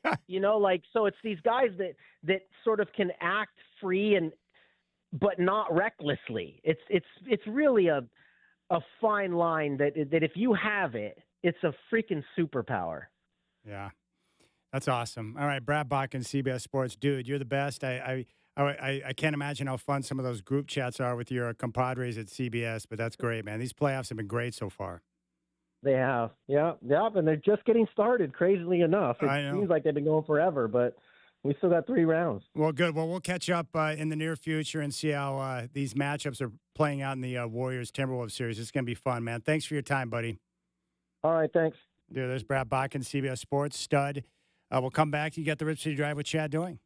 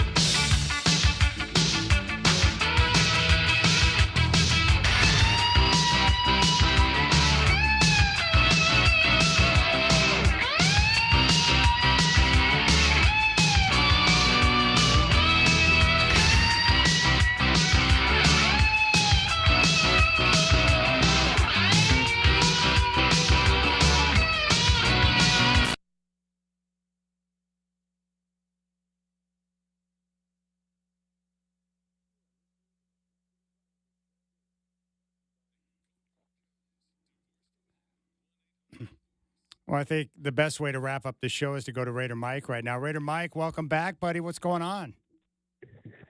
We're about to wrap Boone up, bro. Game over, man. Another county done. Oh, good. That's right, man. You guys are so you're making progress then. Oh no, it's done.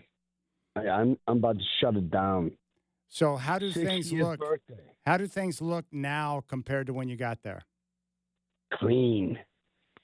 That's what we do. We don't leave until it's done. I know, but Bummer working for is- FEMA though, my question is that is there do you experience some type of reward from coming into a disaster area, and then when it's all said and done, you look around and see how things are cleaned up? Like, do you experience like a certain elation from seeing the work, a job well done? That's why I do that work, Chad. It's your fork. Yeah. And I'm in Boone, Appalachian State. By the way, me and my girlfriend finally broke up. Okay. Yeah. So that wasn't Your that Bill wasn't a good Belichick. idea. Your Bill Belichick experience is It's over. done. Was she too old? It's done. Come on, Mikey. Come on, man. No, just immature, and I don't want to get into it now. Chad, 60th birthday, Eastern Shore, Maryland, Links Golf Courses. You have a free place to stay. You owe me 2 rounds of golf, 1 in a Raider jersey. So I have to be And out. you get I have to go to Maryland though. yes, but everything's free. But Other than your what day's your birthday? food is free, even May 21. May 21st. Camden Yards. You get to go there. You go see the Nationals, and we're probably going to roll up for a Yankee game.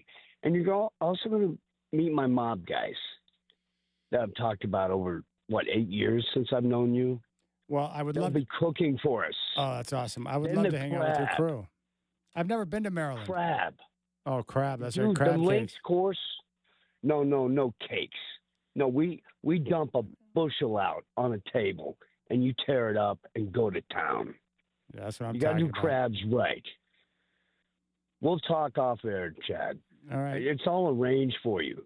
My 60th birthday, Great Links Golf. Almost 2 weeks away. You get to hang out with the mob. What more do you need? And Not my much. Raiders killed the draft. They did. Killed the draft. No. And you meet the colonel, the CIA fighter pilot. Oh, that He guy's a hosts stud. you the whole time. What about the IRS agent with the bagpipes? He's going to be in the group. I'm recruiting my group right here, like it was originally intended. Oak Ridge, Tennessee, Boone, North Carolina. Greatest musicians in the country are right here. And as a vocalist, I own this town. Oh, I'm sure you do, Raider Mike. All right, Raider Mike's going to turn 60 in a couple of weeks. That's pretty awesome. Big thanks to Michael Shacker, Brad Bakken, and to all of you. Enjoy your night. I'll be back tomorrow with the Rip City Drive at 3.